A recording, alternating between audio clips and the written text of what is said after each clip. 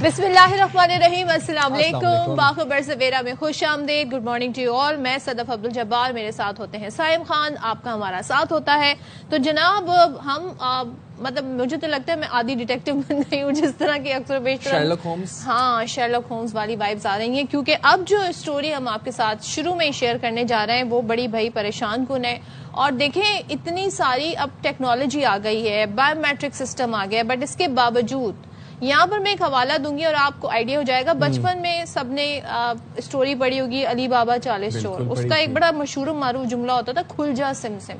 अच्छा। अब ये खुल जा सिम सिम जो एक वो मंत्र होता था, लेकिन अब ये जो जादुई मंत्र है ये आजकल हमें पाकिस्तान के हर गली बाजार मोहल्ले में दिखाई दे रहा है बड़ी आसानी के साथ। जो सेलुलर कंपनीज हैं उनकी जो सिम्स हैं वो बहुत आसानी से मिल जाती हैं, जबकि आपको कहा जाता है जी आपका आईडी कार्ड होना चाहिए, बायोमेट्रिक होगा तो आपको वो मिलेगी, आप ही के नाम पर होगी। आप जो मोबाइल में फला नंबर पे जी अपना नंबर भेज के चेक करें कि ये सिम किसके नाम पर है। इस सब के बावजूद ये सिम्स इतनी आसानी से अवेलेबल हैं। और दूसरे ये मैंने अपनी आंखों से देखा है, नादरा के ऑफिस के आसपास ऐसे फिर रहे होते हैं ये लोग और सिम बासानी जो है ये बेच रहे होते हैं, मुफ्त में कहीं तो दस्तयाब भी होती है। मुफ्त में गली बाजारों में नॉर्मली मैंने देखा है कि बाजारों में बूथ्स लगे होते हैं, वो हैंग किया होता है ऐसे करके ना, सामने वो फट्टा सा लगाया होता है। अच्छा, फिर कोई हैंड फ्री साथ दे रहा है, कोई पावर बैंक साथ दे रहा है। आप मुझे एक बात बताएं, जब आप नॉर्मली किसी फ्रेंचाइज से हम एक सिम खरीदने जाते हैं वो हमें कॉस्ट करती है, अपनी हमारी सिम अगर हम वो निकलवाने जा रहे हैं, कोई गुमी हुई सिम निकलवाने जा रहे हैं, नंबर निकलवाने जा रहे हैं, वो हमें कॉस्ट करती है मिनिमम भी ना 500 से 600 रुपए। अब आप ह्यूमन कॉमन सेंस इस बात की आपको इजाजत देती है कि कोई शख्स आपको वो 500-600 रुपए की सिम फ्री में दे रहा है, साथ कह रहा है ये हैंड फ्री भी ले जाओ या ये पावर बैंक भी ले जाओ, तो जरूर उसके पीछे कोई ना कोई कहानी है, कोई ना कोई गेम है। सादा लॉ शहरियों को बेवकूफ बनाया जा रहा है, फिर ये सिम्स को स्कैम के पर्पस के लिए इस्तेमाल किया जा रहा है। अब पुरानी सिम बंद करानी हो या डुप्लीकेट सिम निकलवानी हो, मसला ही कोई नहीं है। कई जगह तो मैंने देखा है बायोमेट्रिक के बगैर ही सिम्स निकल रही हैं, आ रही हैं, जा रही हैं। तो भाई वो जो गली मोहल्ले में दे रहे हैं आपको सिम, वो कहाँ बायोमेट्रिक डिवाइसेस उनके पास है। और साइम देखें, जो आपकी सिम है ना ये आपकी लोकेशन भी बता सकती है, ये आपकी आइडेंटिटी बता सकती है, ये बहुत सारी आपके अकाउंट तक एक्सेस दे सकती है। और सोचें आपके मोबाइल में अब ऑनलाइन बैंकिंग ऐप भी होती है, बहुत सारा आपका डेटा होता है, ये सब जा सकता है because of the SIM, I guess. You're right. For instance खुदा ना खास्ता आपकी सिम अगर मैं निकलवा लूं, फॉर इंस्टेंस डुप्लीकेट नंबर अब आपका निकलवा ले कोई शख्स, तो उस डुप्लीकेट नंबर के ऊपर आपके बैंक अकाउंट के मैसेजेस, आपके OTPs, हर चीज, आपके कोरियर के मैसेजेस, सब कुछ उस डुप्लीकेट नंबर पे आ रहा है। और वो मेरे इस्तेमाल में सोचें ऐसी वैसी। तो आपसे बायोमेट्रिक एक दफा, अब होता क्या है कि जब वो अब जिन लोगों के पास बायोमेट्रिक मशीन्स भी होती है ना, करते क्या है, अब सादा लॉ शहरी है ना, तो वो कहते हैं कि आप जरा अपना थंब लगाएं, थंब इंप्रेशन दें। अब थंब इंप्रेशन लगाते हैं, कहते हैं ओहो गलती हो गई, सही जरा कॉट नहीं हुआ, दोबारा करें। वो दोबारा लगवाते हैं। अब दो दफा 3 दफा इस तरह आपसे लगवा लेते हैं थंब इंप्रेशन। अब उससे क्या होता है कि तीनों दफा थंब इंप्रेशन आपका लग जाता है और फिर आपके नाम पे, आपके थंब इंप्रेशन पे 3 सिम्स या 4 सिम्स निकल सकती हैं। क्या बात है। और सोचें फिर वो उसको क्रिमिनल एक्टिविटीज के लिए उन्हीं सिम्स का इस्तेमाल होता है। अक्सर लोगों को तावान के लिए कॉल्स आती हैं, वो किन सिमों से आती हैं? एक शहरी के साथ कराची तो ये कराची में जी हुआ क्या, ये हम आपकी पूरी तमहीद जो हमने बांधी है उसके पीछे जी मकसद ये है आपको बताना कि कराची के शहरी के साथ एक ऐसा ही फ्रॉड हुआ, यानी जाल साजों ने डुप्लीकेट सिम के जरिए अकाउंट से 85 यानी कि 85 लाख रुपए निकाल लिए। और national cyber crime investigation agency ने शहरी सनी कुमार इनका नाम है, इनकी शिकायत पर फिर तहकीकात की। तो शिकायत गुजार के मुताबिक 29 सितंबर को अचानक उनके सिम ने काम करना बंद कर दिया। फिर अगले रोज वो मोबाइल कंपनी बिजनेस सेंटर जो उनका जो एक कस्टमर सर्विस सेंटर होता है वहां चले गए। वहां उन्हें बताया गया कि जी इस नाम पर मौजूद सिम की डुप्लीकेट सिम हैदराबाद में बगैर उसकी बायोमेट्रिक शनाख्त की निकलवाई गई है, जबकि यही सिम नंबर उनके बैंक अकाउंट से भी लिंक अकाउंट हो गया है। तो यानी कि उसके भी वो चेकिंग वहां से सिलसिला जारी है। अब आप ये सोचें कि 85 लाख रुपए कोई कम रकम नहीं होती है। 85 लाख रुपए की रकम निकालकर उन्होंने क्या किया, کہ ان اسکیمرز نے مختلف اکاؤنٹس میں ٹرانسفر کر دیا ایک رات میں 100 ٹرانزیکشنز کی, کیونکہ ظاہر ہے آپ I don't know there is a limit کہ آپ کتنی ٹرانزیکشن کر سکتے ہیں آن لائن, تو انہوں نے ایک ہی رات میں 100 ٹرانزیکشن کر کے یہ 85 لاکھ روپے مختلف اکاؤنٹس میں ٹرانسفر کیے ہیں. آپ سوچیں, اور آپ صرف چھوٹی سی غفلت, ذرا سی غفلت, ذرا تھوڑی سی دیر کے لیے اگر آپ کیئرلیس ہوئے, آپ نے 2-3 جگہ اپنے بایو میٹرک لگا دیا, تو بس آپ سوچیں کہ یہ صرف, اور ہوتا کیا ہے کہ صرف پیسوں کو بچانے کے لیے, 300-400 روپے بچانے کے لیے مفت سموں کے پیچھے ہم اس لالچ کے اندر مفت سمیں نکلوائی جا رہی ہیں. اور دیکھیں لوگوں کے ذہن میں سوال ہوگا کہ جی اکثر جب اس طرح غیر معمولی ایکٹیویٹی ہوتی ہے تو بینک الرٹ ہو جاتا ہے, لیکن بینک آپ کو کہاں رابطہ کرے گا؟ آپ کے نمبر پہ. بینک آپ کو کہاں ایس ایم ایس کرے گا؟ آپ کے نمبر پہ. تو یہ کتنی ڈیڑھ ہوشیاری یہاں پہ کی گئی. چلیں بات کر لیتے ہیں. سابق additional director general FIA cyber crime Ammar Jafri ہمارے ساتھ ہیں. Ammar, thank you so much, بہت شکریہ بات کرنے کے لیے. پہلے تو یہ بتائیے گا, ہمیں لگتا ہے کہ اتنی ساری ٹیکنالوجی, اتنے سارے سیفٹی میجرز لیے جاتے ہیں, جب ہم سم نکلواتے ہیں, بایو میٹرک ہوتا ہے, آپ کے ID کارڈ کی تصدیق کی جاتی ہے, فلاں تصدیق ہونے کے بعد آپ کو وہ سم کا اجرا ہوتا ہے, لیکن یہ جو دوسرا ایک پیرالل سسٹم چل رہا ہے, یہ کیسے اتنی فریلی آپریٹ کر رہا ہے؟ جی صدف, بہت شکریہ آپ کا یہ پروگرام میں لینے کا. بہت امپورٹنٹ ٹاپک ہے اس وقت. سوال یہ بتاتا ہے سم کیا چیز ہے. سم ایک ایسی آئیڈینٹیفیکیشن ہے جس کی بنیاد کے اوپر کوئی بھی اپنے آپ کو سائبر ورلڈ کے اندر آپ کے طور پہ شو کر سکتا ہے. پہلی بات تو یہ ہے. اچھا, اگر آپ باہر کے ملکوں کی بات کریں تو پرانے زمانے میں وہاں جا کے سم لینا ایک بڑا مشکل کام تھا.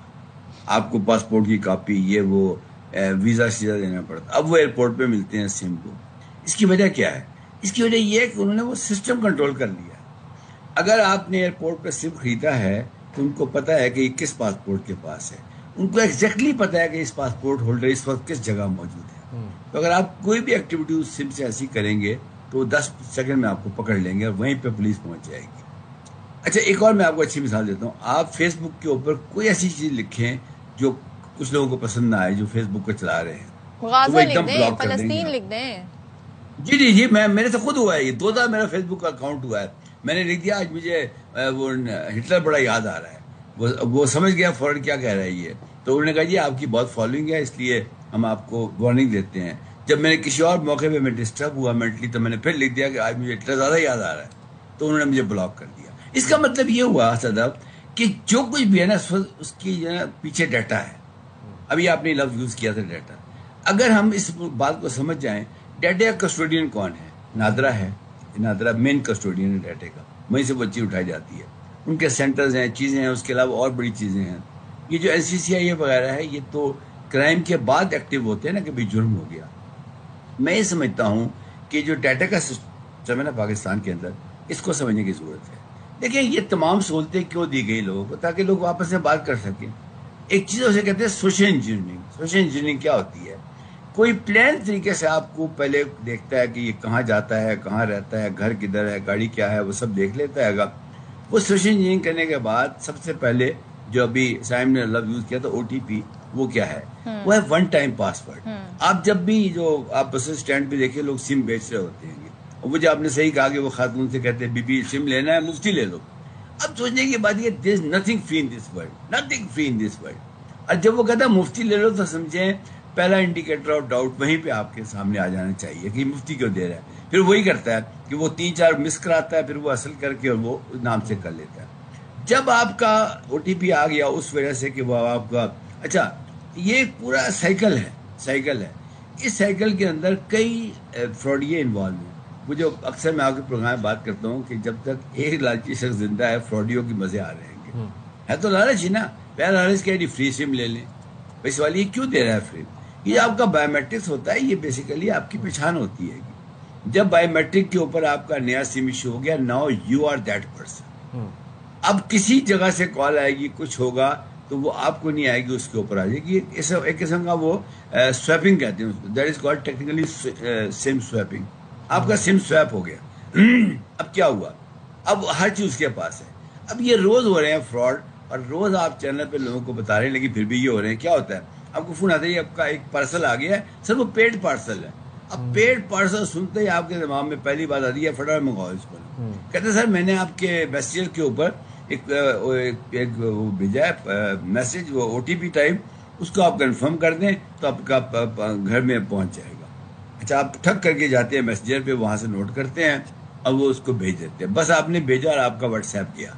اب اگر آپ کے واٹس ایپ میں آپ کے کانٹیکٹ 4000 ہیں تو ان 4000 کو ایک میسج جائے گا کہ جی میں یہاں لاہور میں آیا ہوا تھا, میرا پرس نکل گیا ہے, بڑے مسئلے میں ہوں, کائنڈلی مجھے بھیج دیں اس کو. اچھا یہ سارے کام میں ٹائم بڑا امپورٹنٹ ہے. اب اس کا طریقہ کار کیا ہے؟ اب یہ سب چیزیں اس لیے ہو رہی ہیں کہ ہم پوری چیز کو نہیں سمجھ رہے. And thank you very much. Please اس طرح کے پروگرام آپ لوگ کرتے رہیے گا تاکہ یہ سب چیزیں جو ہیں یہ اس کو سمجھیں, اویئرنیس کو. سم کی اویئرنیس اس وقت بہت ضروری ہو گئی ہے. میں آپ کے سوال کے جواب میں صرف یہ کہوں گا, پھر آپ جو سوال کریں گی, کہ سب سے امپورٹنٹ ڈیٹا ہے. کہتے ہیں data is a future oil. Data is a کیوں کہتے ہیں فیوچر آئل؟ اس لیے کہ اب یہ ڈیٹا کی بنیاد پر سب چیزیں چل رہی ہیں کہ ہمیں بیک اینڈ کے ڈیٹا کو کنٹرول کرنا چاہیے. ڈیٹا پرائیویسی ایکٹ ہے لیکن اس کی امپلیمنٹیشن کرنی چاہیے.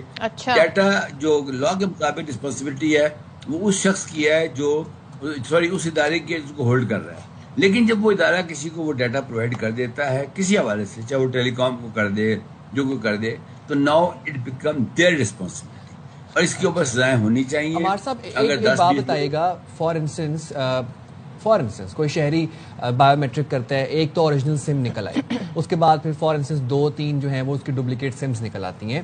اب جب یہ اسکیمرز ان ڈپلیکیٹ سمز میں سے کسی سم کو ایکٹیویٹ کرنا چاہتے ہیں تو عموماً ویریفیکیشن کوسچنز ہوتے ہیں, اور ایک عام سوال یہ بھی ہوتا ہے اس میں کہ اپنی والدہ کا نام بتایا جائے تاکہ وہ سم کو ایکٹیو کیا جا سکے. تو اس ویریفیکیشن پروسیس کو کیسے یہ کریک کرتے ہیں؟ اچھا وہ جو میں نے گزارش کی نا سوشل انجینئر نے, وہ یہی ہے کہ وہ والدہ کا نام پتا ہوتا ہے ان کو آپ کی. جب وہ کال کرتے ہیں نا تو وہ اتنے کانفیڈنس سے, آپ کو پتہ ہے جتنے فراڈی ہیں ایک ہال میں چھوٹے کمرے میں بیٹھے ہوتے ہیں, کہتا ہے وہ کہتے ہیں جی میں نہیں کہتا, آپ مجھے لینڈ لائن سے فون کریں. یقین کریں 3 منٹ بعد لینڈ لائن سے فون آ جاتا ہے. آپ دیکھتے ہیں لینڈ لائن سے آ گیا, آپ کہتے ہیں بس ٹھیک ہے.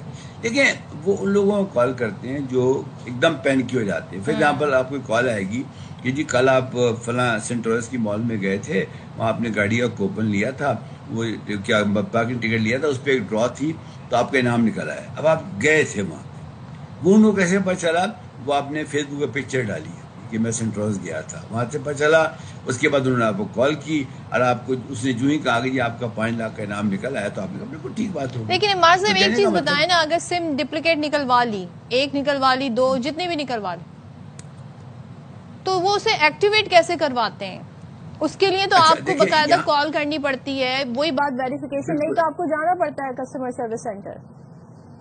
بالکل ایسے, اب بالکل آپ نے صحیح فرمایا. ہوتا کیا ہے, انہوں نے آلٹرنیٹیولی کوئی 80 وہ ایلی بائی کہتے ہیں, جھوٹ بولتے ہیں, جہاں پہ جانا ہوتا ہے کہ یہ بیمار ہوں, یہ ہے, وہ کہتے ہیں چلو بھائی اب یہ وہاں کا مسئلہ ہے.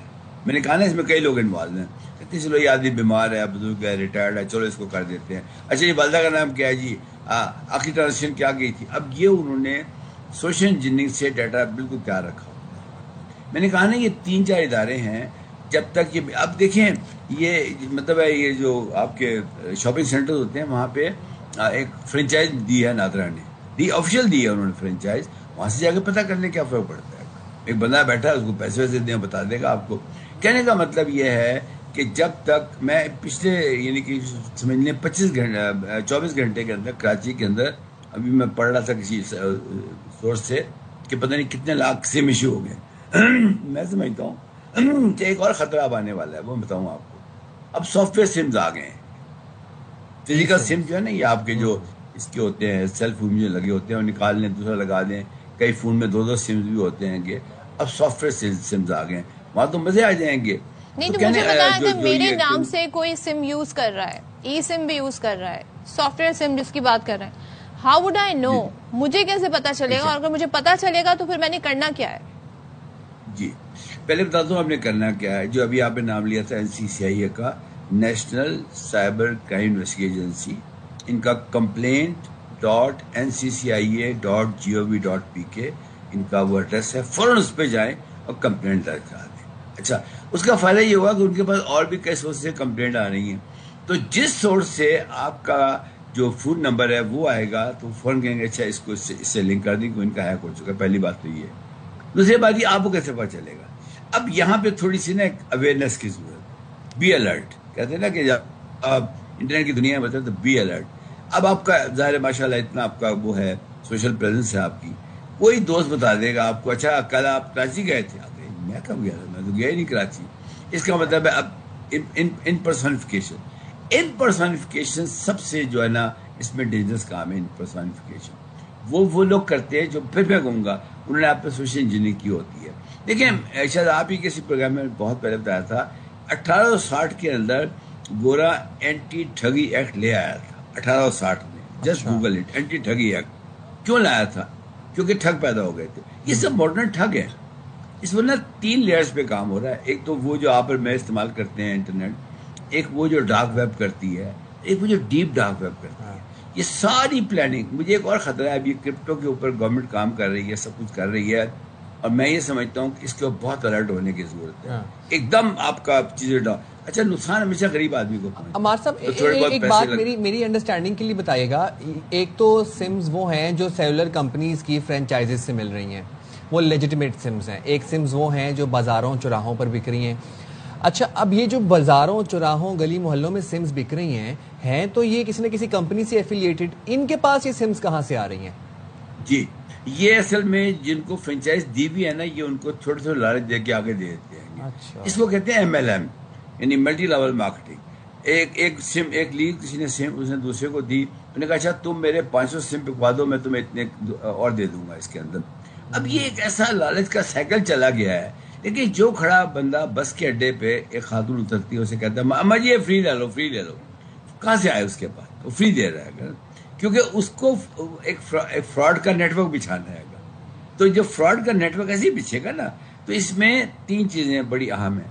ایک تو جو ڈیٹا ہے نا بیک اینڈ پہ سمز کا, اس کے اوپر بہت سخت کنٹرول کرنے کی ضرورت ہے. جیسا میں نے آپ کو باہر کے ملکوں کی مثال دی کہ پہلے وہ بڑی کنٹرول کرتے تھے, اب وہ نہیں دیتے تھے سم کسی کو, بڑی مشکل سے ملتی تھی باہر جب آپ لینڈ کرتے. اب آپ جا کے لے لیں کیونکہ انہوں نے ڈیٹا کنٹرول کر لیا. یہ جو ہم نے ڈیٹا پرائیویسی ہے یا جو ڈیٹا کی چیزیں ہیں نا, اس کے اوپر سزائیں تو ہیں, قوانین بھی ہیں, لوگوں کو پتہ ہی نہیں ہے. ایک اور میں آپ کے پروگرام کے ذریعے گورنمنٹ کو ایڈوائس دینا چاہوں گا کہ پلیز یہ جتنے متعلقہ ادارے ہیں جیسے NCCI ہے, نیشنل سرٹ ہے, PTA ہے, نادرا ہے, یہ سب اپنا ایک جوائنٹ آفس ضرور قائم کریں. بالکل. ان کو تو کمیونیکیشن میں 4 دن لگ جاتے ہیں ان کو آپس میں. انٹر کنیکٹڈ ہوگی, بالکل کوارڈینیشن ہوگی تو چیزیں بہتر ہوں گی. تھینک یو سو مچ. عمار جعفری صاحب ہمارے ساتھ تھے. اور بھائی آپ لوگ دھیان رکھیں, اس طرح کی جب کالز آئیں تو ان کو تو پہلی بینک آپ کو خود سے کال نہیں کرے گا. دوسرے ایک مجھے یہ سوال میرے ذہن میں ضرور ہے کہ بھائی ایک دن میں 100 ٹرانزیکشن, یہ ریڈ فلیگ ہے, بہت بڑا ریڈ فلیگ ہے. ایگزیکٹلی. تو آپ لوگوں نے کوشش یہ کرنی ہے کہ اگر آپ لوگوں نے سم نکلوانی بھی ہے تو آپ اوتھینٹک سیلولر فرینچائز سے جا کر سم نکلوائیں. دنیا میں وہی بات ہے کہ کوئی چیز بھی مفت نہیں ہے, نتھنگ از فار فری. اگر آپ 300, 400, 500 بچانے کے چکروں میں ایسے گلی محلے بازار سے جا کے کہیں سے سم نکلوائیں گے تو اس کے پھر ریپرکشنز بھی دیکھ لیں. اسی طرح کے ہوں گے. ایک شہری سے 85 لاکھ روپے ایک رات میں.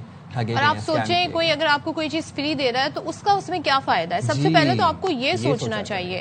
تو بھائی آپ لوگوں کو آج کل کے زمانے میں زیادہ الرٹ رہنے کی ضرورت ہے, کیونکہ آپ کا جو موبائل ہے وہ اب آپ کی آئیڈینٹی بھی ہے, اور آنے والے فیوچر میں ہو سکتا ہے جی یہ آپ کی ہی اصل آپ کی ID یہی بن جائے. چلیں جی ہم ادھر سے نکلتے ہیں اور بریک کی طرف بڑھتے ہیں. چھوٹا سا بریک لیتے ہیں, واپس آتے ہیں.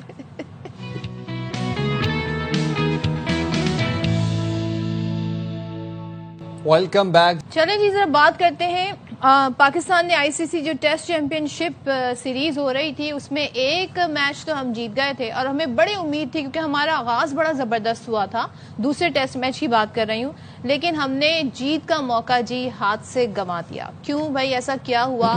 ہم نے پچ دیکھیں, جب آپ کو ہوم گراؤنڈ کا فائدہ یہ ہوتا ہے کہ آپ اپنی اسٹائل سے جی اپنی پسند کی پچ تیار کر سکتے ہیں, اور اس حساب سے پھر ٹیم سلیکشن بھی ہم نے دیکھی تھی. اچھا جنوبی افریقہ نے پہلے ٹیسٹ جو کیا اور جس طریقے سے وہ ہارے تو ایسا لگا جیسے انہوں نے اپنی غلطیوں سے سبق سیکھا. مگر پاکستان جو ہے کاش ہم لوگ بھی, ہمارے جو بیٹرز ہیں وہ بھی غلطیوں سے سبق سیکھیں. لیکن پاکستان نے جی سب کو بتایا جی کہ اسپن وکٹ بنانا جو ہے وہ ایک ایسی گیدڑ سنگی ہے جس کے بعد آپ جیت جاتے ہیں. اسپنرز کھلائیں اس پر آپ جیت جائیں گے, لیکن اپنی پسند کی اسپن پچ بنانے کے باوجود جی نہیں جیت سکے ہم دوسرا ٹیسٹ, کیونکہ جیت کے لیے اچھا کھیلنا پڑتا ہے. یہ نہیں ہو سکتا کہ ٹیم میں اسپنرز کو شامل کرنے سے ہی جیت مل جائے گی. سو اس کے لیے بیٹنگ ضروری ہے اور ٹیسٹ میں آپ کو ظاہر ہے اچھا ایک اسکور دینا پڑتا ہے. تو جنوبی افریقہ نے دوسرا ٹیسٹ 8 وکٹوں سے جیت کر یہ سیریز 1-1 سے برابر کر دی ہے. بالکل جی. پاکستان اسپن کے جال میں خود ہی پھنسا رہا اور یہ تو ہم نے پورے ٹیسٹ میں خیر دیکھا. ٹیل کے اوپر بڑے تبصرے ہو رہے ہیں, دونوں ٹیمز کی ٹیل کا موازنہ کیا جا رہا ہے. نمائندہ خصوصی برائے کھیل شاہد ہاشمی صاحب ہمارے ساتھ موجود ہیں. ذرا شاہد ہاشمی صاحب سے بات کرتے ہیں. شاہد صاحب بہت شکریہ, آپ نے باخبر سویرا کے لیے وقت نکالا. ایک چیز ذرا میں جاننا چاہتا ہوں کہ یہ جو جنوبی افریقہ کے کھلاڑی تھے, متھوسوامی ہو گئے, رباڈا ہو گئے, ڈیزورزی ہو گئے, ٹیل اینڈرز ہو گئے, یہ ہم نے ان پہ ہوم ورک نہیں کیا تھا؟ ہمیں نہیں پتا تھا کہ یہ کیسے کھلاڑی, ان کا کیا کیلیبر ہے؟ یہ ہوم ورک ضرور کیا ہوگا, لیکن شاید بہت کم لوگوں کو پتا ہوگا کہ متھوسوامی جب اپنا کریئر انہوں نے شروع کیا تو اوپن کرتے تھے بیٹنگ, تو وہ بیٹسمین بہت اچھے ہیں. اور اسی طرح مہاراج نے پہلا ٹیسٹ نہیں کھیلا تھا, وہ دیر سے پاکستان پہنچے تھے, ان کو انجری تھی جو انگلینڈ کے ٹور سے ان کو چلی آ رہی تھی, تو وہ انجری کی وجہ سے پہلا ٹیسٹ نہیں کھیلے. دوسرے ٹیسٹ میں آ کے انہوں نے پہلی اننگز میں 7 وکٹیں لے لی اور پاکستان نے جو ٹاس جیتا تھا اس کا فائدہ اتنا اچھا نہیں اٹھایا, آلدو کہ 333 کوئی برا اسکور نہیں تھا, اور جب ہم نے 221 پہ ان کے 7 آؤٹ کر لیے تھے تو ہم کافی اچھی پوزیشن میں تھے اس ٹیسٹ میچ کی. لیکن کیا کیجئے کہ اچھی ٹیمیں جو ہوتی ہیں, اور ظاہر ہے ورلڈ ٹیسٹ چیمپئن ہیں وہ جنوبی افریقہ والے, انہوں نے زیادہ اچھا کھیلا دوسرے ٹیسٹ میچ میں اپنی غلطیوں سے, جیسے ابھی صدف نے بڑے ماہرانہ انداز میں کہا کہ انہوں نے اپنی غلطیوں سے سیکھا اور غلطیوں سے سیکھ کر انہوں نے یہ ٹیسٹ میچ جیتا, سیریز برابر کی. انہوں نے ابھی آگے 14 نومبر سے انڈیا میں ٹیسٹ میچ کھیلنا ہے جو ان کے لیے مزید مشکل ہوگا, تو وہ سیکھ کر جائیں گے انڈیا. پھر اس کے بعد اگلے سال ان کی سیریز ہے سری لنکا سے. تو ایشیا میں 3 سیریز کے لیے انہوں نے الگ ہی تیاری کی تھی. وہ جنوبی افریقہ میں اسپن پچیں بنا کر تیاری کر رہے تھے اور وہ آئے اور انہوں نے پہلا ٹیسٹ ضرور ہارا, دوسرے ٹیسٹ میں بھی انہوں نے بڑے کیچز چھوڑے, لیکن اچھی ٹیموں کی یہی نشانی ہوتی ہے. کل ہمیں چیلنج لینا چاہیے تھا, لیکن حسرت رہی ان بیٹرز پر جو بن سینچری بنائے پیویلین واپس لوٹ گئے, خصوصاً بابر اعظم. سب کو ان سے امیدیں تھیں جس طرح وہ کھیل رہے تھے. شاہد صاحب, ہم بابر اعظم کو ٹیسٹ فارمیٹ کے بعد, ون ڈے کے بعد اب ہم T20 میں بھی لے آئے, لیکن وہی اسٹرائک ریٹ کا مسئلہ جس کو جو ہمارے کوچ آئے ہیں, فارنر کوچ جو ہیں, وہ اس کو ڈینائی کر رہے ہیں, کہہ رہے ہیں یہ کچھ نہیں ہوتا ہے. اب آپ یہ دیکھیں 87 بالز انہوں نے کھیلی, 50 رنز بنائے. سیم ود رضوان نے 67 بالز کھیلی, 18 رنز بنائے. باوجود اس کے کہ بابر کا انفرادی اسکور اچھا تھا. بٹ مجھے یہ بتائیے, ٹیسٹ میچوں میں تو آپ جتنی بھی گیندیں کھیلیں کوئی مسئلہ نہیں ہے. یہ ٹیسٹ میچ ہے, ٹیسٹ میچ میں اگر آپ 300 گیندیں کھیل کر بھی 50 رن بنائیں گے, یہی گیم پھر یہ ون ڈے میں بھی نظر آتا ہے, ہمیں T20 میں بھی اسی طرح کا گیم نظر آتا ہے. شاہد صاحب میرا سوال یہ ہے کہ نصف سینچری ان کا انفرادی اسکور ہو گیا, ان کا ریکارڈ اچھا ہو جائے گا, ان کے سٹیٹس میں جڑ جائے گا, بٹ ٹیم کو کیا اس سے ملا, ٹیم میں کیا کنٹریبیوشن ہوا؟ واقعی اب یہی سب لوگ کہیں گے کہ بابر اعظم نے اپنی نصف سینچری بنائی اور چلتے گئے, لیکن آپ ہوم ورک دیکھیں پلیئروں کا. جو سائمن ہارمر جنہوں نے آؤٹ کیا بابر اعظم کو, انہوں نے کہا میں نے انہیں 2019 اور 2020 میں کاؤنٹی کرکٹ میں ان کے خلاف کھیلا تھا میں, تو مجھے یاد تھا کہ یہ جب میں اگر اوور دا وکٹ کراتا ہوں, یعنی رائٹ سائڈ سے اگر میں کراتا ہوں تو یہ سویپیں مارتے ہیں بہت زبردست, تو میں نے اسی لیے total out side right side پہ جا کے راؤنڈ دی وکٹ انہیں بالنگ کی تاکہ یہ سویپ نہ مار سکیں, اور ان کو میں نے LBW کر دیا. تو اتنا لوگ ہوم ورک کرتے ہیں. یہی تو میں آپ سے شاید بھی پوچھ رہا تھا کہ آنے جو مہمان ٹیم ہے وہ اپنا ہوم ورک کر کے آ رہی ہے, اور ہم جو ہوم گراؤنڈ پہ کھیل رہے ہیں. اب آپ یہ دیکھیں کہ دنیا کا ہر ملک ہوم گراؤنڈ پہ سیریز جیتنے کی کوشش کرتا ہے اور جیتتا بھی ہے. آپ کی پچ سے واقف ہوتے ہیں, آپ نے وہاں پہ گراؤنڈ میں کھیلا ہوتا ہے پہلے. یہاں پر پہلے ہم دیکھتے ہیں بنگلہ دیش آئی, وہ آ کر جیت کے چلے گئے. اب ہم یہاں پر ایک اور جیتی ہوئی بازی ہار گئے ساؤتھ افریقہ کے ساتھ. یہ ممکن کیسے ہو جاتا ہے, اتنا یہ ہارنا, یہ ہار ممکن کیسے ہوتی ہے, یہ سمجھ نہیں آتا. دیکھیں تمام پلیئروں کو, تمام سیٹ اپ کو اتنی اچھی فیسلٹیز ملی ہوئی ہیں, سب کچھ ملا ہوا ہے. اس کے بعد اگر یہ ریزلٹ آتے ہیں تو بڑی پرابلم ہوتی ہے. بورڈ کو یہ کرنا پڑے گا کہ ٹیسٹ میچ کی الگ پلاننگ کرے, ریڈ بال کی, وائٹ بال کی بالکل الگ پلاننگ کرے. ایک ایسا اسٹرانگ کیریکٹر, ایسا اسٹرانگ کرکٹر لے کے آئیں جو ہائی پرفارمنس مینیجر ہو, جو ڈیولپمنٹ کرے پلیئروں کی کہ یہ میرے ٹیسٹ کے 100 پلیئر ہیں, یہ میرے وائٹ بال کے 200 پلیئر ہیں. ان کے اوپر پھر الگ الگ کام کریں. ہم دیکھتے ہیں خرم شہزاد آئے, وہ ریڈ بال کے اچھے بالر تھے, انہیں ایک بھی چانس نہیں ملا. حسن علی جو وائٹ بال میں بہت اچھا کر رہے تھے, انہیں ٹیسٹ میں لے کے آ گئے. دونوں میں سے ایک ٹیسٹ میچ کھلایا, اب وہ وائٹ بال میں بھی نظر نہیں آئیں گے. تو ہمیں الگ الگ چیزیں کرنی پڑیں گی. اس طرح افراتفری سے ہم نہ کریں اور ہوم ورک کریں. دوسری ٹیمیں جب ہوم ورک کرتی ہیں, جب اکثر کلاس روم میں دیکھتے ہیں آپ ایک دو بچے پیچھے سے آگے والے بچوں کا ہوم ورک دیکھ رہے ہوتے ہیں کہ یار یہ کیسے کر رہا ہے, تو ہمیں بھی دوسرے ٹیموں کا ہوم ورک دیکھ کے ہمیں بھی ان کی طرح ہوم ورک کرنا چاہیے. تو شاہد صاحب, بڑے ٹائم کے بعد عاقب جاوید صاحب منظر عام پر آئے تھے. انہوں نے ایک فارمولا کہا جی میں نے جیت کا فارمولا کریک کر لیا ہے, اور وہ یہ کہ جی آپ اپنی پسند کی پچ بنائیں, آپ اسپن پچ بنائیں, اسپنرز کو کھلائیں اور میچ جیت جائیں. لاسٹ جو ٹیسٹ ہم کھیلے تھے وہ ہم جیت گئے تھے, لیکن یہ فارمولا یہاں پہ کام کرتا نظر نہیں آیا. تو اس کی بنیادی وجہ ہمارے بیٹرز کا آپ ذمہ دار ٹھہرائیں گے, بولنگ کو ذمہ دار ٹھہرائیں گے, اوور آل کوئی آپ کو لگتا ہے گیم پلان ہی نہیں تھا پاکستان کے پاس دوسرے ٹیسٹ میں؟ گیم پلان تو ہوتا ہے, لیکن گیم پلان جب دیا جاتا ہے اس کو ایگزیکیوٹ نہیں کر پاتے بیٹرز. کوچنگ اسٹاف ضرور گیم پلان دیتا ہے, لیکن وہ اس کو پراپرلی ایگزیکیوٹ نہیں کر پاتے. اور زیادہ قصور اس والے ٹیسٹ میچ میں بیٹسمینوں کا ہے. پہلے والے ٹیسٹ میچ میں بھی بیٹسمینوں نے کوئی اتنا 378 رن بنائے تھے, کوئی بہت بڑا ہمالیائی اسکور نہیں کر لیا تھا. تو بیٹسمینوں کا قصور ہے. ہم جس طرح وکٹیں گراتے ہیں, 5 وکٹیں 16 رنز پر, پھر 6 وکٹیں 17 رنز پر, پھر 5 وکٹیں 17 رنز پر, پھر 5 وکٹیں 33 رنز پر, یعنی ہم نے 4 اننگز میں جو کولیپسز کیے ہیں 21 وکٹیں کھوئی ہیں صرف 93 رنز دے کر. یہ ایڈریس کرنا پڑے گا, اور یہ آج کا مسئلہ نہیں ہے, 4-5 سال سے چل رہا ہے کہ ہم تیسری اننگز بہت ہی بری کھیلتے ہیں. چاہے آپ بنگلہ دیش کی سیریز لے لیں, ویسٹ انڈیز کی لے لیں, انگلینڈ کی لے لیں, آسٹریلیا میں جا کے ہم اسی طرح کھیلیں, ساؤتھ افریقہ میں ہم اسی طرح کھیلیں. تو کوئی ایسا سائنسدان لے کے آئیں جو اس چیز کو بھی ایڈریس کرے کہ کیوں ہمارے بیٹسمین ایک دم سے. ہر تھوڑے عرصے بعد ایک سائنسدان آتے ہیں نا, کوئی باہر سے کوچ آ جاتا ہے, کیپٹن چینج ہو جاتا ہے, اور کیا کریں؟ میں جس طرح آپ کو کہہ رہا ہوں نا کہ ایک بڑا ہائی پرفارمنس مینیجر, ایک بہت ہی اسٹرانگ, بہت ہی اچھا, جس کی نالج اچھی ہو, اس کو لے کے آئیں. بہت سے کرکٹرز ہیں, راشد لطیف ہیں, باسط علی ہیں, مصباح الحق ہیں, کامران اکمل ہیں, بہت سارے, محمد یوسف ہیں, انضمام الحق ہے. ہمارے پاس بے پناہ فارمر کرکٹرز ہیں جو عقل مند بھی ہیں, جن کو گیم کی نالج بھی ہے. تو آپ لے کر آئیں جو آپ کو پلان کر کے دیں. ایک بڑی لائٹر نوٹ پہ آپ سے چیز پوچھنا چاہوں گا, جتنے بھی آپ نے فارمر کھلاڑیوں کے نام لیے, انہوں نے اپنے ٹائم سپین میں کیوں نہیں اگلے کھلاڑی تیار کیے؟ یہ تو سب سے بڑا مسئلہ ہے پاکستان کی کرکٹ کا. آپ دیکھیں پڑوسی ملک میں کس طرح یوراج سنگھ نے بڑے کرکٹرز بنائے.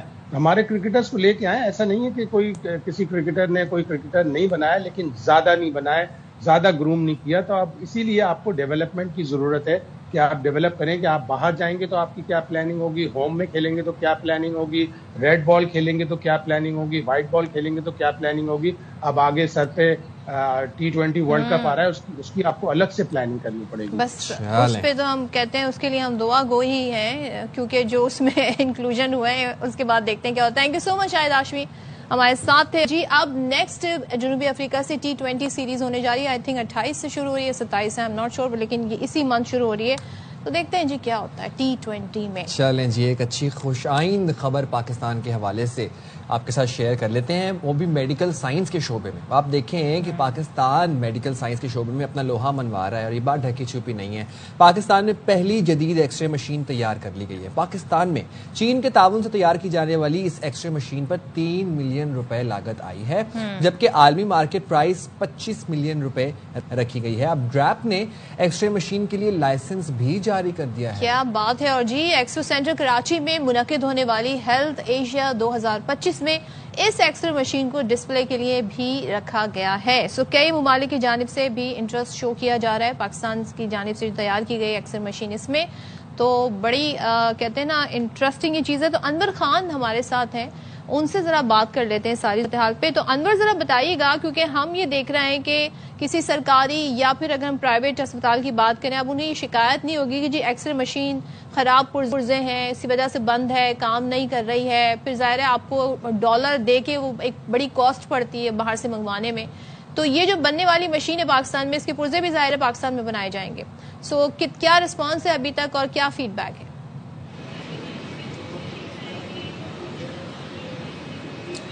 جی دیکھیں, اگر ہم بات کریں گے تھوڑا سا پیچھے جائیں گے, کووڈ-19 نے پاکستان کو بہت کچھ سکھایا ہے, اور کووڈ-19 کے بعد سے ان تمام طرح صورتحال کے اوپر کوشش کی گئی پاکستان کے اندر کہ ہم ویکسین بھی بنائیں, ساتھ ساتھ ہم وینٹیلیٹر بنانے میں کامیاب ہو گئے. یہ دوسری संग मील है पाकिस्तान का इस रेडियोलॉजी के शोबे के अंदर कि आज पाकिस्तान अपने एक जदीद तरीन एक्सरे मशीन बनाने में कामयाब हो चुका है। आई केयर जो है 15X ये जदीद मशीन है, इसकी इफादियत ये है सबसे सेहत के हवाले से ये है कि इसके अंदर जो रेडियोलॉजी की शिद्दत होती है, जो शुआएँ होती हैं, उनकी जो रेज होती है, उनकी इंटेंसिटी इंतहाई कम हो चुकी है। नंबर 1। नंबर 2 ये है कि 10 सेकंड के अंदर आपका इमेज, आपका फुटेज आपकी स्क्रीन के ऊपर मौजूद होता है। और उसके साथ साथ जो पाकिस्तानी संग मील अबूर किया, इस 2020 से इसके अंदर काम शुरू किया था। कोविड-19 के बाद पाकिस्तान ने कोशिश की थी कि इस शोबे के अंदर तरक्की की जाए और बहरहाल 5 साल की इस अनथक मेहनत के बाद पाकिस्तानी माहिरीन ये तमाम की तमाम चीज़ें बनाने में बासानी कामयाब हो गए। 80% खिदमात इस संग मील के अंदर पाकिस्तानी माहिरीन ने सेहत की हैं। चाइना के साथ इसका कंसोर्शियम है और पाकिस्तान के मुताबिक अस्पतालों के अंदर इस वक्त इस मशीन को इस्तेमाल किया जा रहा है। और साथ साथ अगर इसकी लागत की बात की जाएगी तो अगर हम बात करेंगे बाहर से अगर इन मशीन को मंगवाते तो 20 से 25 मिलियन रुपए की लागत आती, तो पाकिस्तान के अंदर बासानी 3 से 4 मिलियन के दरमियान इस मशीन को बासानी तैयार कर लिया जाता है। साथ साथ इसके पुर्जे जो हैं अब मुकामी मार्केट के अंदर दस्तियाब होंगे। तो एक बड़ी सूरत हाल ये रहेगी कि पाकिस्तान के मुख्तलिफ निजी व सरकारी अस्पतालों के अंदर अमूमी तौर पर यह सूरत हाल सामने आती थी कि फला मशीन के पुर्जे ख़राब है, ऐसे मशीन नहीं हो सकते। तो बहरहाल अब इससे भी पाकिस्तान को निजात मिल जाएगी। हेल्थ एशिया एक्सपो इंटरनेशनल इस हवाले से भी खासी अहमियत के हामिल है। 50 से ज़ायद गैर मुल्की मंदूबीन इसके अंदर शरीक हैं। तुर्की है, अमान है, उसके साथ साथ सऊदी अरबिया है, चीन है, मास्को है। बहुत ज़्यादा डिस्कवरीज हो रही हैं और पाकिस्तान बहुत सारे एमओयूज़ पर साइन भी करेगा। और सबसे ज़्यादा स्टॉल जो तवज्जो का मरकज़ रहा है वो रहा है एक्सरे मशीन का, उसके साथ साथ डिस्कवरी मास्को, उनके साथ भी एमओयू साइन होंगे। और एक अहम खबर ये भी साथ साथ ये है कि पाकिस्तान अब आइंदा आने वाले चंद सालों के दौरान रेबीज़ वैक्सीन समेत मुतादिद वैक्सीन बनाने के काबिल भी हो जाएगा। इस कंसोर्शियम के ऊपर भी खासी अहम पेशरफ्त सामने आ रही है। तो पाकिस्तान तिब्बी शोबे और रेडियोलॉजी शोबे के अंदर बड़ी तेज़ी से मामला तो तरक्की कर रहा है। यानी आने वाले दिनों के अंदर पाकिस्तान को अब खुद इंहिसारी की जानिब बड़ी तेज़ी से गामजन होता हुआ ये सफ़र है। पाकिस्तान के अंदर तिब्बी शोबे के अंदर खासी अहमियत सामने आई। 3 साल कबल पाकिस्तान ने वैक्सीन तैयार कर ली थी, NIH इस्लामाबाद ने भी, और इसके साथ साथ डाउ medical university of health sciences ने भी। ताहम वो काम सर्द खाने की नज़र हो गया था। ताहम इस मरतबा वफाकी वज़ीर सेहत ने इस तमाम तरह सूरत हाल का इयादा किया है, तमाम की तमाम चीज़ों को लाइन अप किया है, फ्रेमवर्क तैयार किया है। तो अब हम रेडियोलॉजी के साथ साथ तिब्बी शोबे और वैक्सीन के अंदर आने वाले दिनों के अंदर इंशाअल्लाह ताला मजीद संग मील भी अबूर करेंगे। ये बताइएगा कि इस मशीन पर काम का आगाज़ कब से हुआ और कितने अरसे में ये मशीन जो है वो मार्केट में हमें ऑपरेशनल नज़र आएगी? जी अनवर। देखिए ये मशीन इस वक्त ऑपरेशनल है। 2020 से काम शुरू हुआ था। 2025 के इब्तिदाई अय्याम के अंदर जो है इस तमाम मशीनों को मार्केट के काम का आगाज़ किया गया। डिस्प्ले के अंदर जब ये मशीन रखी गई है तो इसके साथ साथ ये मशीन इस वक्त पाकिस्तान के मुख्तलिफ निजी अस्पतालों के अंदर खासी बड़ी तादाद के अंदर आपको नज़र आएगी। और इसके साथ साथ क्योंकि इसको पहली मरतबा इंट्रोड्यूस कराया गया था, इंट्रोड्यूस कराने के बाद इसकी फालियत बड़ी तेज़ी से बढ़ी और अब आने वाले दिनों के अंदर बहुत ज़्यादा डिमांड हो रही है मुख्तलिफ निजी व सरकारी अस्पतालों की जानिब से, क्योंकि बहुत कम कॉस्ट के अंदर इसकी अहम बात यह है कि इसके अंदर जो रेज जो निकलती हैं, जो रेज बॉडी के अंदर दाखिल होती है, उससे हमारा एक्सरे आता है, उसकी इंटेंसिटी को इंतहाई कम किया गया है। ठीक है, बहुत शुक्रिया अनवर हमारे साथ थे। और भाई ज़बरदस्त, और पाकिस्तान जी अब इस तरीके से मजीद भी इनोवेशन कर सकता है तो क्या बात है। चलें ब्रेक ले रहे हैं, ब्रेक पे जाएंगे, हाजिर होंगे ब्रेक के बाद। सिरायत बता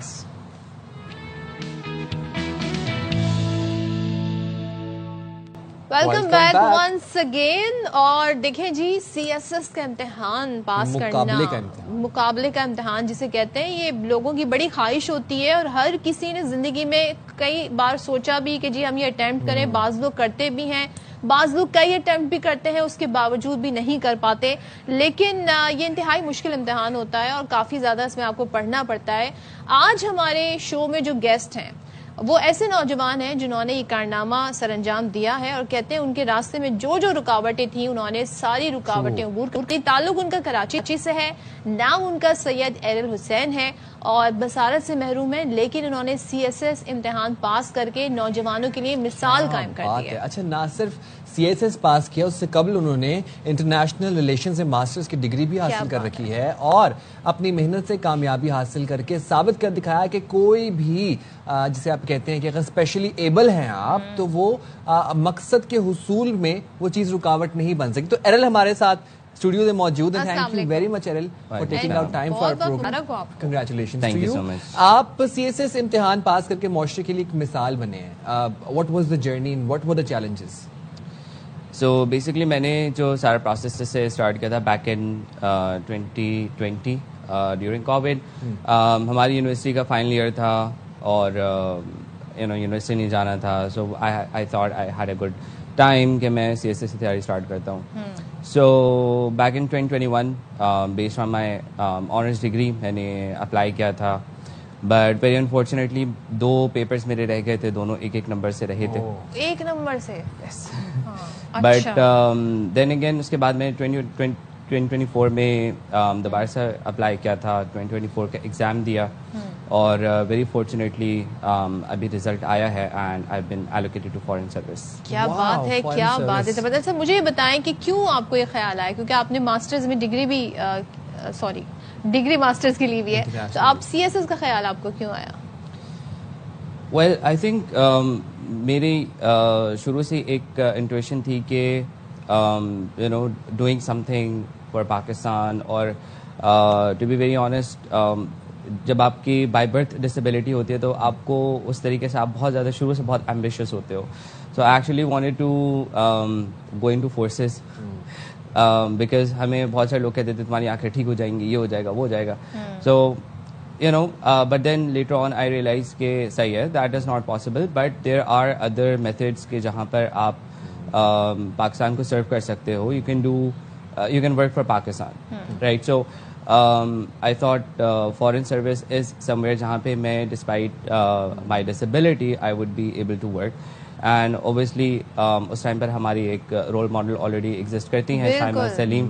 तो seeing Saima Salim as well was one of the most motivating factor. The way she represents Pakistan, जितने अच्छे से वो पाकिस्तान को represent करारदाद पेश की अक़वाम मुत्तहिदा में. अच्छा एरल, I want to know कि once you clear CSS उसके बाद you've been given options कि आपने कौन से शोबे को इख्तियार करना है, तो आपको भी वो तमाम तरह options मिली थी या आपके लिए कुछ different थी या कुछ filtered options थी? For instance कुछ लोग सिविल सर्विसेज में जाते हैं, आपने फॉरेन अफेयर्स सोचा, तो आपको भी तमाम options प्रोवाइड की गई थी? यस. सो हमारा जो फाइनल इंटरव्यू फेस होता है उससे पहले हमें एक प्रेफरेंस फॉर्म दिया जाता है, इसके अंदर हमें पूरे 12 जो ग्रुप्स हैं वो हमारे सामने होते हैं और उसके अंदर हमने अपनी प्रेफरेंस के मुताबिक उनको नंबरिंग करना होता है. सो मैंने फॉरेन सर्विस नंबर 1 पे रखी थी and I got my wish as well. अच्छा, और आप जॉब भी करते हैं? यस. सो मैं करंटली जॉब कर रहा हूँ. नाउ PDP ऑर्गेनाइजेशन है जो कि पर्सन विद डिसेबिलिटीज़ के हवाले से काम करती है और मैं वहाँ पे रोज़गार डिपार्टमेंट के अंदर जॉब करता हूँ. अच्छा, और इस सब के बावजूद आप कितना टाइम देते थे, कैसे आपने, क्योंकि हमें ये आइडिया है CSS के लिए बहुत बहुत बहुत पढ़ना पड़ता है. सो बेसिकली मेरा क्योंकि मैं 2020 में मेजरली नोट्स अपने बना लिए थे. कुछ ऐसे सब्जेक्ट्स होते हैं जो कि चेंज नहीं हो रहे होते, जो कि इवॉल्व नहीं कर रहे होते, बट तो उनके नोट्स आप रिपीट कर सकते हो. But there are couple of subjects जो कि रिपीट हो रहे होते हैं, जैसे करंट अफेयर का सब्जेक्ट है, इंटरनेशनल रिलेशंस का सब्जेक्ट है, पाकिस्तान अफेयर्स का सब्जेक्ट है. तो ये वो सब्जेक्ट्स हैं मेजरली जो इवॉल्व कर रहे होते हैं सोसाइटी के साथ, डे टू डे डेवलपमेंट्स आ रही होती हैं. सो बेस्ड ऑन दैट हमें फिर उसकी रेगुलर बेसिस के ऊपर तैयारी करनी पड़ती है. So after coming back from office I used to take lectures और उन लेक्चर्स के फिर नोट्स बनाना, एंड देन फिर वीकेंड्स पे मेरे ज़्यादा डेडिकेटेड होते थे टुवर्ड्स स्टडीइंग फॉर CSS. अच्छा, एक क्विकली बस हमें एरल ये बताइएगा कि अब CSS का इम्तिहान वो सारा प्रोसेस क्या था? डिड यू यूज़ ब्रेल और आपने हैंड राइटिंग की या फिर आपके साथ कोई मौजूद था? ये ज़रा हमें वो सारा प्रोसेस बताइएगा. राइट. सो बेसिकली हमें जब हम फॉर्म अप्लाई कर रहे होते हैं तो उसके अंदर हमें 2 ऑप्शन दिए जाते हैं.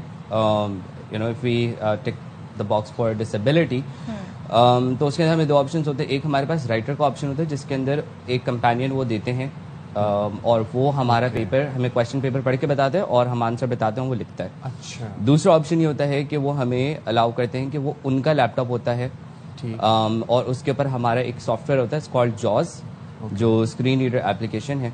हम उस एप्लीकेशन की मदद से देन फिर उसको लिख रहे होते हैं. सो वो बेसिकली उसके ऊपर एक सिंपली वर्ड की फाइल ओपन होती है और उसके अंदर लिख रहे होते हैं. और आपने कौन सा ऑप्शन ऑप्ट किया? मैंने कंप्यूटर का ऑप्शन ऑप्ट किया था. अच्छा, और कोई छोटा सा मैसेज आप देना चाहें? I think for people it is very necessary कि you need to understand कि सही है, there are limitations as well, resources नहीं होते, but you need to work for the best. Work for the best and work hard. Thank you so much. Once again, congratulations. हम जाएंगे छोटी सी break में, होंगे ब्रेक के बाद.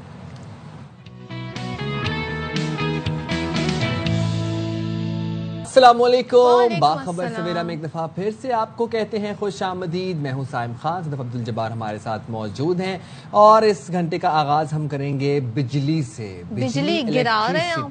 बिजली गिरा के हम तो भाई वो कहते हैं ना सींग कटवाने गए थे, हमारे तो कान भी काट दिए गए। ये मुहावरा मैंने पहली बार सुना। नेपरा की जानिब से के इलेक्ट्रिक के टैरिफ में कमी का मामला फिलहाल एक पहेली बना हुआ है, गुत्थी बना हुआ है। आज हम उसको इस सेगमेंट में सुलझाने की कोशिश भी करेंगे। फायदा किसको होगा, नुकसान किसका होगा, कीमत कौन चुकाएगा, ये बहुत से सवालात हैं। कोशिश करेंगे इसका हल आज करें। अच्छा, नेपरा ने के इलेक्ट्रिक का औसत टैरिफ 7 रुपए 60 पैसे कम करके 32 रुपए 37 पैसे फी यूनिट मुकर्रर कर दिया। अच्छा, अभी आप लोग ज्यादा खुश नहीं हो, आगे जरा सुनें। आप लोग सुन लें। हाँ। अच्छा, अब ये जो कमी की गई, इससे पहले जो कीमत थी वो 39 रुपए 97 पैसे फी यूनिट था। अब तर्जुमान के इलेक्ट्रिक ये कहते हैं कि नेपरा की जानिब से ऐलान करदा टैरिफ में जो कमी की गई है वो सार्फिन के बिलों पर लागू नहीं होगी। वो उससे हमारा आपको कोई ताल्लुक नहीं, ऐलान हमारे लिए नहीं था। इस पर मैं कह रही थी ज्यादा खुश ना हो कि जो कमी हो रही है इससे आपको कोई फायदा नहीं होने जा रहा, लेकिन के इलेक्ट्रिक के जो चीफ एग्जीक्यूटिव ऑफिसर हैं वो कुछ और कहानी में बता रहे हैं। उल्टा इससे आपको एक तरीके से नुकसान ही होगा। कैसे होगा? वो ये कहते हैं जी टैरिफ में कमी के असरात सारिफिन पर मुरतब हो सकते हैं। कैसे? फायदे में नहीं होंगे, वो कैसे होंगे कि कंपनी के ऑपरेशंस मुतासिर होंगे। अब जब कंपनी के ऑपरेशन कैसे मुतासिर होते हैं, कहीं पर लोड शेडिंग हो सकती है, लोड शेडिंग का दौरानिया बढ़ सकता है, तो बंद कर दें, आपको जी फिर बगैर बिजली के वक्त गुजारना पड़ेगा, तो इस तरह आप पर असरात पड़ सकते हैं।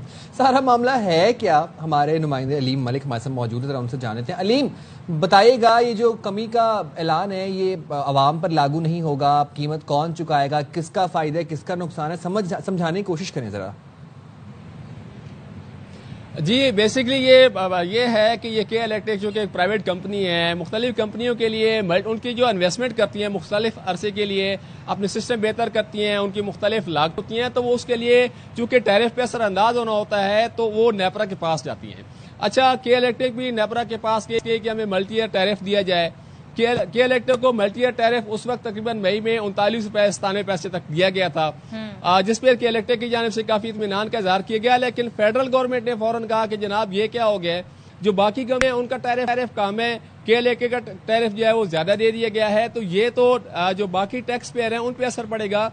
क्योंकि मुल्क में ऐसे होता है कि टैरिफ ये नहीं होता कि के इलेक्ट्रिक का और होगा, आइस्को का और होगा या फेस्को का एयर का होगा। तमाम चूंकि मुल्क के तमाम जो पाकिस्तान के शहरी हैं उनके लिए एक टैरिफ इम्प्लीमेंट होता है, तो उसको फेडरल गवर्नमेंट सब्सिडाइज करती है। ठीक है। फेडरल गवर्नमेंट उस वक्त ऐलान किया कि जनाब इस फैसले के खिलाफ रिव्यू दायर किया जाएगा, क्योंकि इसमें के इलेक्ट्रिक को एक्सेप्शनल ट्रीटमेंट दिया गया है।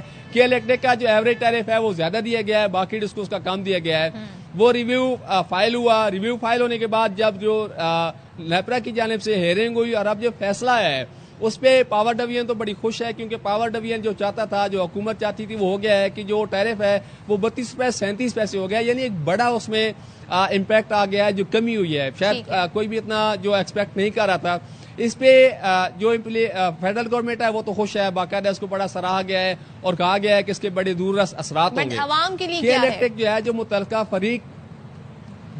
फरीक है उनका ये कहना है कि इससे उनका तो सारा सिस्टम जो है वही इफेक्ट हो जाएगा, क्योंकि उन्होंने जो टैरिफ नेपरा ने उनको दे दिया था वो ही 39 रुपए था। अब उसको दोबारा रिव्यू करके कम करने की उनको समझ नहीं आ रही, क्योंकि उससे उनकी जो सलाहियत है, पहले लास्ट ईयर का देखें तो अब के इलेक्ट्रिक तकरीबन उन्होंने कहा था कि वो 4 अरब रुपए प्रॉफिट में आए हैं।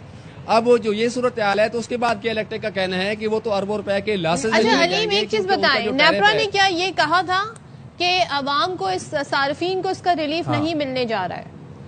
7 रुपए 6 पैसे का जो रिलीफ है वो अवाम को नहीं मिलने जा रहा, ऐसा कहा गया है कि इलेक्ट्रिक की जानिब से या नेपरा की जानिब से?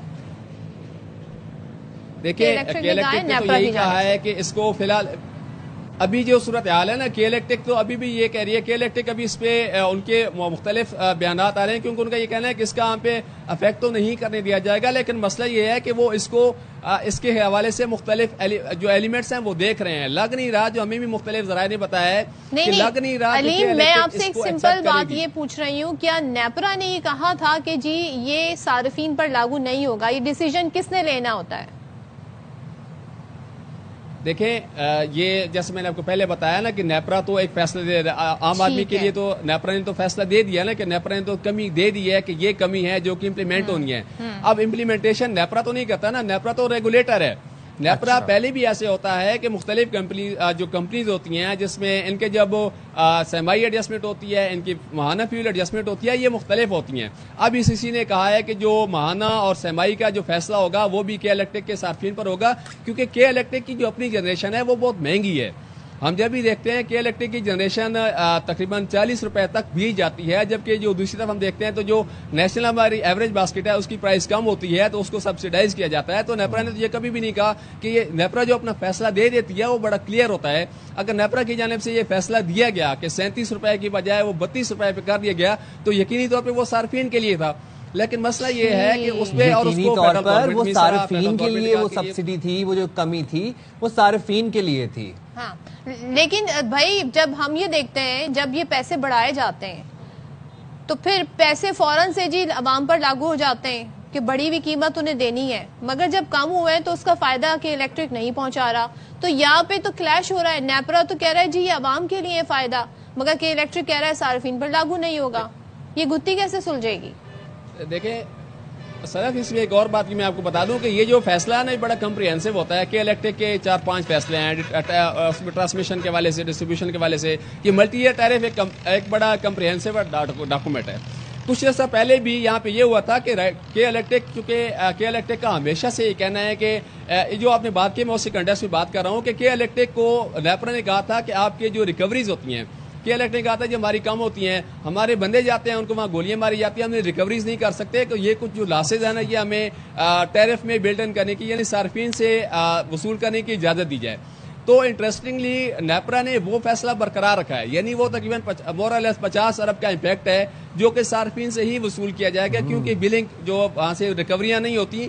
تو کے الیکٹرک کو کچھ ریلیف بھی دیا گیا ہے. ایسا نہیں ہے کہ وہ ان کے ساتھ کوئی ایک بالکل ہی ایسا کیا گیا کہ ان کو ٹارگٹ کیا گیا، ایسا نہیں ہے.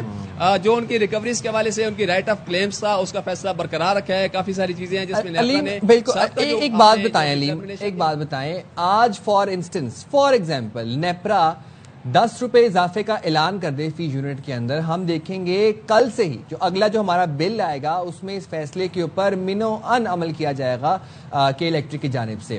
اور اب جب 7 روپے 60 پیسے کمی کی بات ہوئی ہے تو اس کو پہیلی بنا دیا گیا ہے. کیا اتھارٹی اپنے اختیارات استعمال کر سکتی ہے اپنا حکم منوانے کے لیے؟ دیکھیں نیپرا بیسیکلی ایک ریگولیٹر ہے، کوئی بائی فورس اس کے پاس ہے نہیں. پہلے بھی یہ ہوتا ہے، مختلف ہم ہیئرنگز میں دیکھتے ہیں کہ کے الیکٹرک کی مختلف ہیئرنگز آتی ہیں، ہمیشہ کے الیکٹرک کو گرل کیا جاتا ہے. جو ان کے ممبر ٹیکنیکل ہیں نیپرا کے، ان کی جانب سے کافی ریزنٹمنٹ شو کی جاتی ہے کہ کے الیکٹرک کے بہت ساری ایشوز پہ نیپرا اتھارٹی کی جانب سے بہت زیادہ تحفظات ہوتے ہیں. پہلے بھی ایسا ہوتا ہے. دیکھیں اگر جیسے کہ آپ نے بات کی ہے، اب تو کے الیکٹرک کہہ رہی ہے کہ جناب اس سے ہماری پرفارمنس افیکٹ ہو جائے گی، ہمارے آپریشنس افیکٹ ہو جائیں گے، ہمارا ٹیرف بہت زیادہ کم کیا جائے گا. لیکن یہ نہیں دیکھا جا رہا کہ ملک میں باقی کیا ٹیرف چل رہا ہے. ہونا تو پھر یہی چاہیے کہ ایوریج جو ٹیرف چل رہا ہے، اگر باقی کمپنی، اگر میں یہاں پہ یا یہاں پہ باقی ملک کے شہری ایک ٹیرف دے رہے ہیں، ان کو ایک ٹیرف کہا جائے کہ نہیں بھائی صاحب آپ نے تو یہی دینا ہے. ہاں لیکن یہ جو لوگ ہیں ان کے لیے یہ نہیں ہوگا، یہ ہوگا.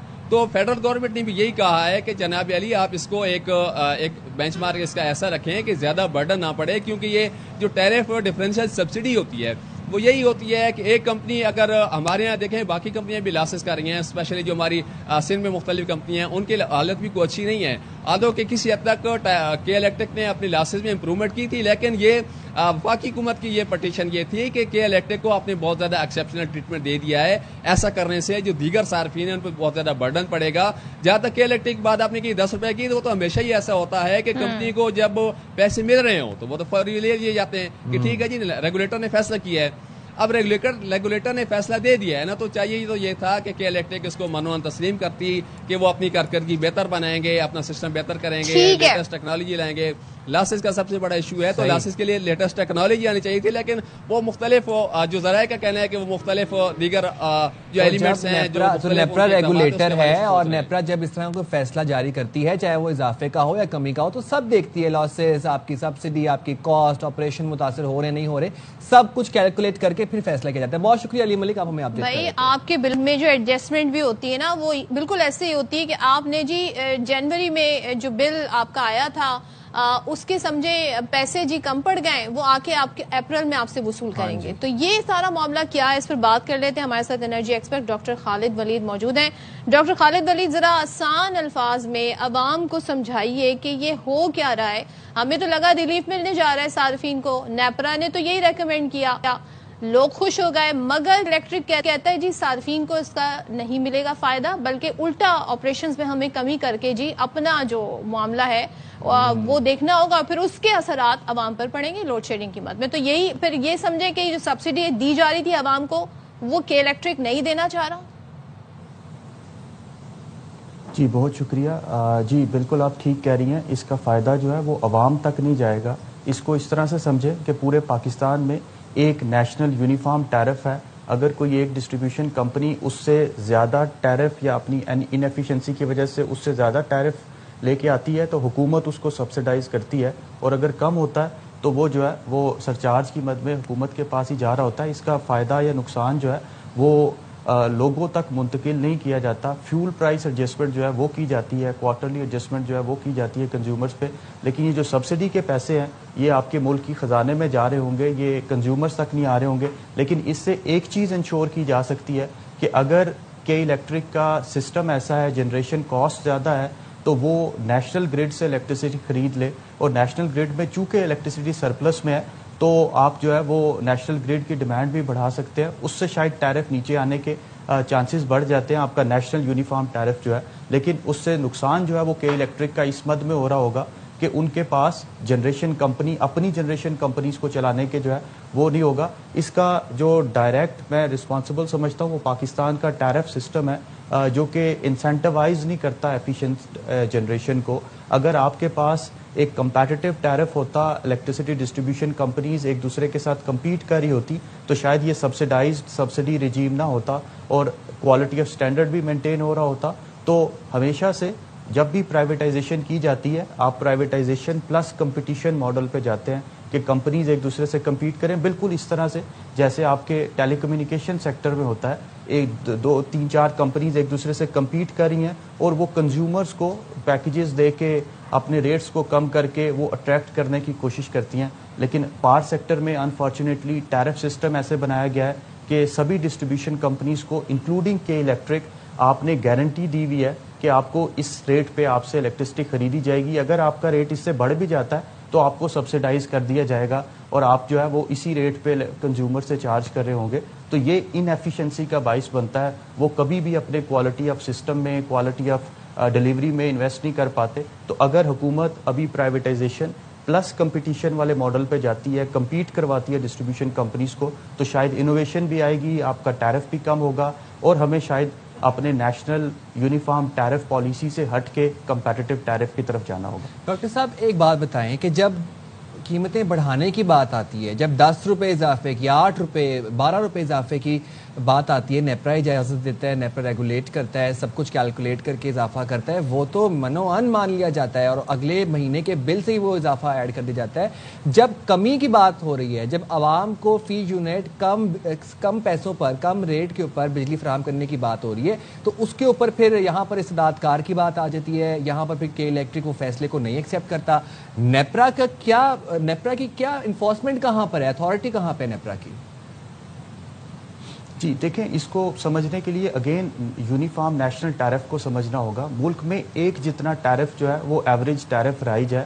اگر آپ نے یہ آزادی دی ہوتی ڈسٹریبیوشن کمپنیز کو کہ وہ اپنی کاسٹ آف سروس یا اپنی جو کاسٹ ہے ان کے مطابق ٹیرف چارج کریں, تو اس ٹائم پہ باقی ملک میں آپ کی بجلی کی پرائس جو ہے وہ 34 روپے ہونی تھی ایوریج پرائس, اور کے الیکٹرک کی کوئی اراؤنڈ 39-40 روپیز ہونی تھی.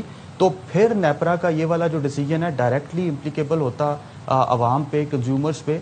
وہ سبسڈی سے نہ آ رہا ہوتا تو انہوں نے پرائسز کو جو ہے وہ کم کر دینا تھا. چونکہ نیشنل ٹیرف ہے آپ کا, آپ جو ٹیرف ڈفرینشیل سبسڈیز ہیں جو آپ کے بجٹ میں آتی ہیں ہمیشہ سے, اور اس کا پیسہ بھی ٹیکس پیئر ہی دے رہا ہوتا ہے, لیکن وہ کم ہو رہا ہوگا, وہ برڈن کم ہو رہا ہوگا, لیکن ڈائریکٹلی کنزیومرز پہ, الیکٹریسٹی کنزیومرز پہ اس کا کوئی امپیکٹ نہیں آ رہا ہوگا. اس کو بڑی آسان اگزامپل سے اس طرح سے سمجھ لیں کہ آپ نے ایک کلاس میں اسٹوڈنٹس کو جو ہے وہ مارکس دینے ہیں, اور آپ یہ نہیں دیکھ رہے کہ کس نے اچھا پیپر سالو کیا ہے, کس نے برا پیپر سالو کیا ہے. آپ کہتے ہیں جو کلاس کی ایوریج ہوگی اسی کے مطابق سبھی بچوں کو 50-50 نمبر ملیں گے. تو اس سے وہ بچہ جس نے 90 نمبر لیے ہیں وہ ڈس انسینٹیوائز ہوتا ہے, اور وہ بچہ جس نے 33 نمبر لیے ہیں میری طرح وہ جو ہے وہ انسینٹیوائز ہوتا ہے. تو ملک میں یہ جو نیشنل ٹیرف ہے, یونیفارم ٹیرف ہے, شاید اس کو ابھی ریوائز کرنے کی ضرورت ہے, کمپٹیشن لانے کی ضرورت ہے. وہ آپ کو پوائنٹ آ گیا. ڈاکٹر صاحب ایک چیز مجھے بتائیں کہ الیکٹرک کے ترجمان کہہ رہے ہیں جی جو نیپرا نے جو کمی تجویز کی ہے صارفین کے بلوں پر یہ لاگو نہیں ہوگی, لیکن اس کے اثرات جی عوام پر آ سکتے ہیں. تو اثرات کس طرح آئیں گے؟ ہمارے بلوں میں کمی بیشی تو نہیں ہوگی, لیکن یہ اثرات کیسے آئیں گے عوام پر؟ دیکھیں اس کو جو آپ کی کے الیکٹرک کی کاسٹ ہے وہ اس کا کچھ حصہ گورنمنٹ کی طرف سے سبسڈی سے آتا تھا, اور وہ لوگوں سے کم سے مراد کہ وہ نیشنل ایوریج پہ چارج کرتے تھے. اب چونکہ گورنمنٹ ان کو سبسڈی نہیں دے رہی ہوگی تو یا تو وہ لوڈ شیڈنگ بڑھا رہے ہوں گے کہ الیکٹرک والے, خاص طور پہ ان علاقوں میں جہاں سے بل ریکوری کم ہے, یا پھر وہ کوشش یہ کر رہے ہوں گے کہ اپنے جنریشن سسٹم کو ایفیشینٹ کر سکیں. اس کے لیے ان کو انویسٹمنٹ چاہیے ہوگی, اور پھر شاید اگلی ٹیرف پٹیشن میں جو نیپرا میں آئے گی کہ الیکٹرک شاید اس سبسڈی کو اور بڑھانے کی بات کرے گا. تو اگین اس ماڈل کو ہمیں چینج کرنا ہے فرام فیڈرل لیول, آپ کے پروونشل گورنمنٹس کو ساتھ میں لا کے, ڈسٹریبیوشن کمپنیز کو ساتھ میں لا کے کس طرح سے ایک پرائیویٹائزڈ کمپیٹیٹیو انوائرمنٹ بن سکتا ہے ڈسٹریبیوشن کمپنیز کے لیے, تاکہ انویسٹرز بھی آئیں, وہ انویسٹ بھی کریں, آپ کوالٹی آف سروس میں بھی لے کے آئیں تاکہ پرائیویٹ مونوپولی کو ختم کیا جا سکے اور آپ کمپیٹیٹیو انوائرمنٹ میں. بالکل ایسے ہی ہونا چاہیے. Thank you so much doctor Khalid صاحب, بہت شکریہ. اور دیکھیں جی اب آپ لگ رہا ہوگا یہ آپ کے لیے بڑی اچھی خبر ہے, فائدہ ہے, خوشخبری نہیں, فائدہ نہیں ہے, اور یہ بڑی ڈیٹیل کے ساتھ کہ الیکٹرک کے جو ترجمان ہیں نا ان کی ایک بات مجھے ایسی سمجھ آئی کہ انہوں نے بڑی ڈیٹیل سے بتا دیا عوام کو کہ زیادہ آپ خوش نہیں ہو اور آپ کو اس کی بھرپائی دوسری طرح سے دینی ہوگی. یعنی کہ چلیں ابھی تو گرمی کے سیزن نہیں ہے, بٹ لوڈ شیڈنگ کا سامنا آپ کو کرنا پڑ سکتا ہے. مطلب نہ 7 روپے 60 واہ واہ واہ نہ 7 روپے 60 پیسے کمی کا کوئی فائدہ تو ہو نہیں رہا, بلکہ اس کے ریپرکشنز بھی آپ لوگوں پہ آ سکتے ہیں. کوئی پتہ نہیں کہ لوڈ شیڈنگ ہو جائے اور لوڈ شیڈنگ کا سامنا کرنا پڑے آپ کو, اور اس سے پھر لاسز پورے ہوں. چلیں چھوڑیں یہ باتیں, اب ہم بات کرتے ہیں اچھے مزیدار کھانوں کی. اور جب کھانوں کی بات آتی ہے اور موسم بھی ذرا سردی کی طرف آ رہا ہو تو لوگوں کو کہتے ہیں نا زیادہ بھوک ان کی جاگ جاتی ہے. یہاں پہ خیر میں کھانے کی بات اس لیے کر رہی ہوں کہ ہم یہاں پر ذکر کرنے جا رہے ہیں پاکستانی شیف سنیا عمران کی. انہوں نے اپنے مزیدار کھانوں سے کہاں پر دھوم مچائی ہے؟ برطانیہ میں. سو برطانیہ میں جی پاکستانی کھانوں کی دھوم تو ویسے ہی ہے, لیکن یہ معروف نیشنل کری ویک کک آف 2025 مقابلہ تھا جس میں فاتح ہونے کا تاج انہوں نے اپنے سر پر سجایا ہے. سالانہ مقابلہ تھا, لندن کے کوونٹ گارڈن میں منعقد ہوا, اور مقابلے میں master chef the great British menu اور معروف برطانوی ریسٹورنٹ سے تعلق رکھنے والے مشہور ججز نے بھی شرکت کی. اپنی نوعیت کا یہ منفرد مقابلہ 1998 سے منعقد کیا جا رہا ہے, اور اس میں برطانیہ کے ان شیفز اور کمیونٹیز کو سراہا جاتا ہے جنہوں نے برطانوی کھانوں کی ثقافت میں جنوبی ایشیائی ذائقے کو نمایاں کیا. اچھا, سنیا عمران نے 5 مشکل راؤنڈ پر مشتمل اس مقابلے میں 4 راؤنڈ میں فتح حاصل کی. کیا تھا یہ ایونٹ, کس طریقے سے, کیا سٹیجز تھیں, کون سے کھانے انہوں نے بنائے, کیا فیوژنز تھیں, جان لیتے ہیں. سنیا ہمارے ساتھ موجود ہیں. بہت شکریہ شیف سنیا عمران, آپ نے باخبر سویرا کے لیے وقت نکالا. سب سے پہلے تو کنگریچولیشن ٹو یو, آپ نے بہت اچھا یہ مقابلہ جیتا ہے. پہلے تو اپنی اس کامیابی کے حوالے سے ہمیں بتائیں, اس ایونٹ کی ذرا اسٹرکچر کے بارے میں بتائیں, کیا سٹیجز تھیں, کیا کک کیا آپ نے, اور وہ کیا فیوژنز تھیں جو ججز کو بڑی پسند آئیں. جی السلام علیکم صدف, السلام علیکم Saim. First of all thank you so much for having me. آپ نے اتنا اچھا انٹروڈکشن کیا کہ مجھے صبح صبح بھوک لگ گئی یہاں پر. تو نیشنل کری ویک جو ہے وہ یو کے میں بہت شوق سے منایا جاتا ہے کیونکہ یہاں پر ہمارے دیسی کھانوں کو بہت پسند کیا جاتا ہے. اور آئی تھنک بہت سے لوگوں کو یہ پتا بھی نہیں ہوگا کہ chicken tikka is almost you کے کی نیشنل کری ڈش بھی ہے. تو نیشنل کری ویک کو اکتوبر میں سیلیبریٹ کیا جاتا ہے. اس سال مجھے کال آئی کہ آپ کو انوائٹ کرتے ہیں اس کمپٹیشن میں حصہ لینے کے لیے, جو کہ it was like a surprise for me. میرے لیے مشکل تھا because I was going on holiday a day before. تو میں نے کہا پھر بھی آئی will participate in the competition. میں نے حصہ لیا. کمپٹیشن کافی ٹف اس لیے تھا کیونکہ اس میں ہمارے ویل نون ججز کی ریسیپیز تھیں جو کہ ہمیں جسٹ بفور دا راؤنڈ ہمیں دی جاتی تھی کہ آپ نے یہ پریپیئر کرنی ہے, اور سب لوگوں کو سیم ہی ریسیپی پریپیئر کرنی ہوتی تھی. اچھا تو جی کنٹینیو کیجیے. اچھا میں یہ پوچھنا چاہتی تھی راؤنڈز اس پہ کتنے تھے, آپ نے کیا تیار کیا اور کتنے راؤنڈز آپ نے جیتے؟ جی تو کمپٹیشن کے ٹوٹل راؤنڈز 5 تھے, اور اس میں ہم 6 کنٹیسٹنٹس تھے, اور ہر راؤنڈ میں ایک پرسن کو وہ ایلیمنیٹ کر رہے تھے. اور ریسیپیز میں بڑی مشکل اور بڑی مزے کی ریسیپیز تھی جو انہوں نے ہمیں تیار کرنے کے لیے دی تھی.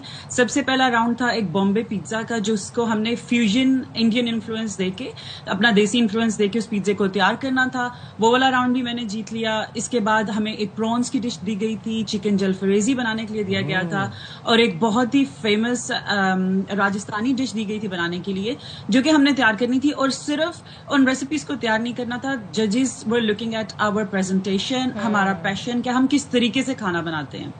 اچھا سنیا ایک بات بتائیں کہ آپ ایک پروفیشنل شیف ہیں یا پھر آپ کو کھانا بنانے کا شوق ہے, آپ فوڈی ہیں یا گھر میں فرمائشی کھانے بناتی ہیں؟ میں پروفیشنل شیف نہیں ہوں فی الحال. میں فل ٹائم IT پروفیشنل ہوں. میں یہاں پر سول سروس میں as a project delivery manager کام کرتی ہوں. میں نے cooking as a passion social media پہ ایز سنیاز کچن شروع کیا تھا, لوگوں کو اوتھینٹک پاکستانی ریسیپیز بتانا سکھانا, جو کہ لوگوں نے بہت پسند کی. آئی تھنک وہیں سے نیشنل کری ویک والوں نے مجھے چوز کیا, میری ان کو ریسیپیز اچھی لگی تھی.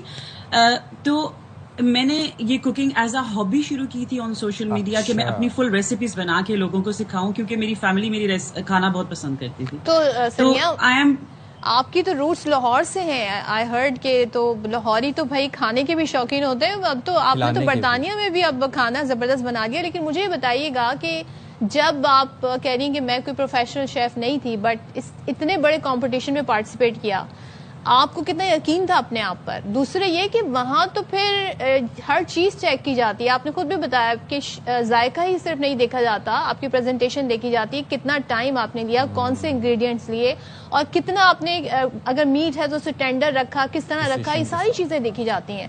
سو یہ آپ نے کیا پڑھا, تیاری کیسے کی آپ نے اس کی؟ آئی تھنک یہ صرف مجھے تھا کہ مجھے شوق ہے کھانا بنانے کا, اور اگر آئی ول گیٹ سم ویئر کہ میں کچھ نہ کچھ تو یہاں سے سیکھوں گی. اگر میں جیتوں گی نہیں لیکن میں کچھ سیکھ کے نکلوں گی. تو بس اسی بیس پہ میں اس کمپٹیشن میں چلی گئی تھی کہ میں سیکھوں گی اس کو. اور میں نے بہت کچھ سیکھا, شیف سے سیکھا کہ شیفس کس طریقے سے کھانا بناتے ہیں. جو ہماری ہوم کوکنگ ہے totally different from professional cooking. تو I think I feel happy کہ میں نے کمپٹیشن میں حصہ لے لیا, میں گئی ہوں اور میں نے سیکھا بہت.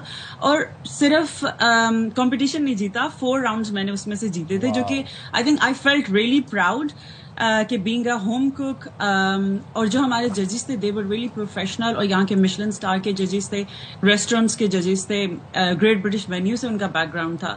تو they really the feedback I got from them, اس نے مجھے بہت کانفیڈینس دیا کہ دے لکڈ ایٹ مائی پیشن, میرے فلیورس کو, دا وے آئی واز پریزنٹنگ فوڈ, ان کو سب سے زیادہ اچھا میری پریزنٹیشن, میرا ذائقہ, ہر چیز بہت اچھی لگی. اچھا سنیا, پھر آبویسلی اس ایونٹ میں آپ کے جو کمپٹیشن میں جو لوگ تھے ان میں کچھ پروفیشنل شیفس بھی ہوں گے, ان کو بڑے پریسائزلی پتہ ہوگا اسپائسز کا, میجرمنٹس کا, پھر اس کے بعد فلیورز کا. تو آپ کو کہیں نہ کہیں یہ ڈر بھی تھا کہ آپ کے اگینسٹ پروفیشنل شیفس ہیں, یا پھر you were like just go with the flow?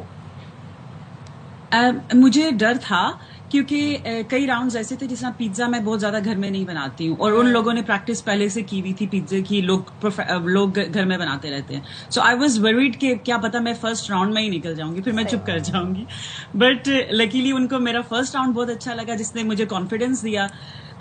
پھر نیکسٹ راؤنڈ بھی میں نے جیت لیا. اور جو ہمارا مین فائنل راؤنڈ تھا اس میں ہم نے ایک راجستھانی ڈش بنانی تھی, لال ماس, جس میں صرف میٹ بنانا تھا, ساتھ ویجیٹیبلس تھیں, سوسز تھیں, کافی زیادہ چیزیں تھیں, جو کہ آئی فیل ویری ہیپی کہ میں نے ہمیں 50 منٹس دیے گئے تھے, تو میں نے 50 منٹ سے پہلے ہی اپنی ریسیپی کو تیار کر کے پلیٹ کر کے پریزنٹ کر دیا تھا. کیا بات. اچھا تو بھائی اب آپ نے کیا کرنا ہے آگے؟ آپ نے سول سرونٹ ہی رہنا ہے, آپ نے کوئی ریسٹورینٹ UK میں کھولنا ہے, پاکستان میں کھولنا ہے, کرنا کیا آپ نے اب؟ آپ what do you want to do? بس یہ آپ مجھے بتائیں میں نے کیا کرنا ہے. بھائی آپ اتنے زبردست شیف ہیں نا, آپ کے ہاتھ کا ذائقہ پھر ہمیں بھی کہتے ہیں نا, ہم بھی چاہتے ہیں ہم ٹیسٹ کریں, چاہے پاکستان میں چاہے یو کے میں. جی بس مجھے یہ شوق ہے کہ جو میں یو کے میں کھانے کی انڈسٹری میں پاکستانی کھانوں کو آگے لے کے چلوں. لوگوں کو میرے اوتھینٹک کھانے بہت پسند ہے. میری سوشل میڈیا پہ اچاری چکن کی ریسیپی آلموسٹ 20 ملین اس نے کراس کیا تھا, اور اتنے لوگوں نے ٹرائی کی اور اتنے لوگوں نے پسند کی. So I just want to spread my love of food, cooking, home cooking, لوگوں کو سکھاؤں اور انہیں بتاؤں کہ کھانا بنانا فیملیز کو اکٹھا کرنا اتنا مشکل نہیں ہے. اس جسٹ تھوڑی سی محنت کریں, تھوڑا سا پیار ڈالیں اور خلوص ہونا چاہیے. آئی تھنک جی سنیا تو یہ بتائیے گا, یہ آفٹر وننگ اس کمپٹیشن پھر کوئی آپ سے فرمائشوں میں اضافہ ہوا ہے, یا گھر میں فرمائشیں شروع ہو گئی ہوں, یا کچھ آرڈرز آنے لگ گئے ہوں, کسی تقریب میں کھانا بھجوا دیں, کسی پارٹی کے لیے کھانا پریپیئر کر دیں؟ جی سب کچھ ہو رہا ہے. اس کے بعد دعوتوں کے میسج آ رہے ہیں اور کہ جی پارٹی کب ہوگی, گھر میں دعوت کب ہوگی. تو I have already started doing that کہ ہر ویکینڈ میں گھر میں کوئی نہ کوئی فیملی آ رہی ہے. تو آج بھی میرا واٹس ایپ بھرا ہوا ہے کہ ہم کب آئیں آپ کے گھر پارٹی منانے کے لیے. میں نے ایسے آپ اس کا کریڈٹ کس کو دیں گی؟ آپ کی فیملی میں کھانا اچھا بنایا جاتا ہے, آپ کی فیملی میں ایسے لوگ ہیں جو اس حوالے سے گاڈ گفٹڈ ہیں, تو اس کا آپ ویسے کس چیز کو کریڈٹ دیں گی آپ؟ اچھا, میری شادی سے پہلے ہمارے گھر میں بھی بڑا اچھا کھانا بنایا جاتا تھا. پھر شادی کے بعد بھی سارے سسرال والے بھی بہت شوقین ہیں, میرے ہسبینڈ بہت شوقین ہیں کھانے کے. تو بس آئی تھنک ایسے ہوتا ہے جب آپ کو پیار محبت ہوتا ہے تو آپ ان کے لیے کھانے کے تھرو اپنا پیار شو کرتے ہیں. تو میں نے کوشش کی جو بھی کھانا فیملی کو پسند ہے میں اس کو بناؤں, سیکھوں. اور جس بھی کھانے کی ہم نے باہر تعریف کی انہوں نے, تو میں نے وہ باہر سے سیکھا, گھر میں آ کر بنایا. تو آئی تھنک شوق جو ہوتا ہے نا, اب جس طرح میری جاب کے ساتھ سوشل میڈیا کھانے کو لے کے چلنا, دونوں چیزوں کو میرے لیے بہت بہت مشکل ہے. بٹ آئی تھنک صرف جو شوق ہوتا ہے نا وہ آپ کو تھکاتا نہیں, کوئی مول نہیں. تھینک یو ویری مچ سنیا Imran for taking out time for باخبر سویرا. کیا بات ہے بھائی. اور میں تو دیکھیں آپ کو thank you so thank you. ویسے ہمارے کھانے ہیں اتنے مزیدار. بالکل, اور اس میں اگر خلوص سے بنے ہوں کھانے تو پھر کیا ہی بات ہے. جائیں گے چھوٹی سی بریک پہ, حاضر ہوں گے بریک کے بعد.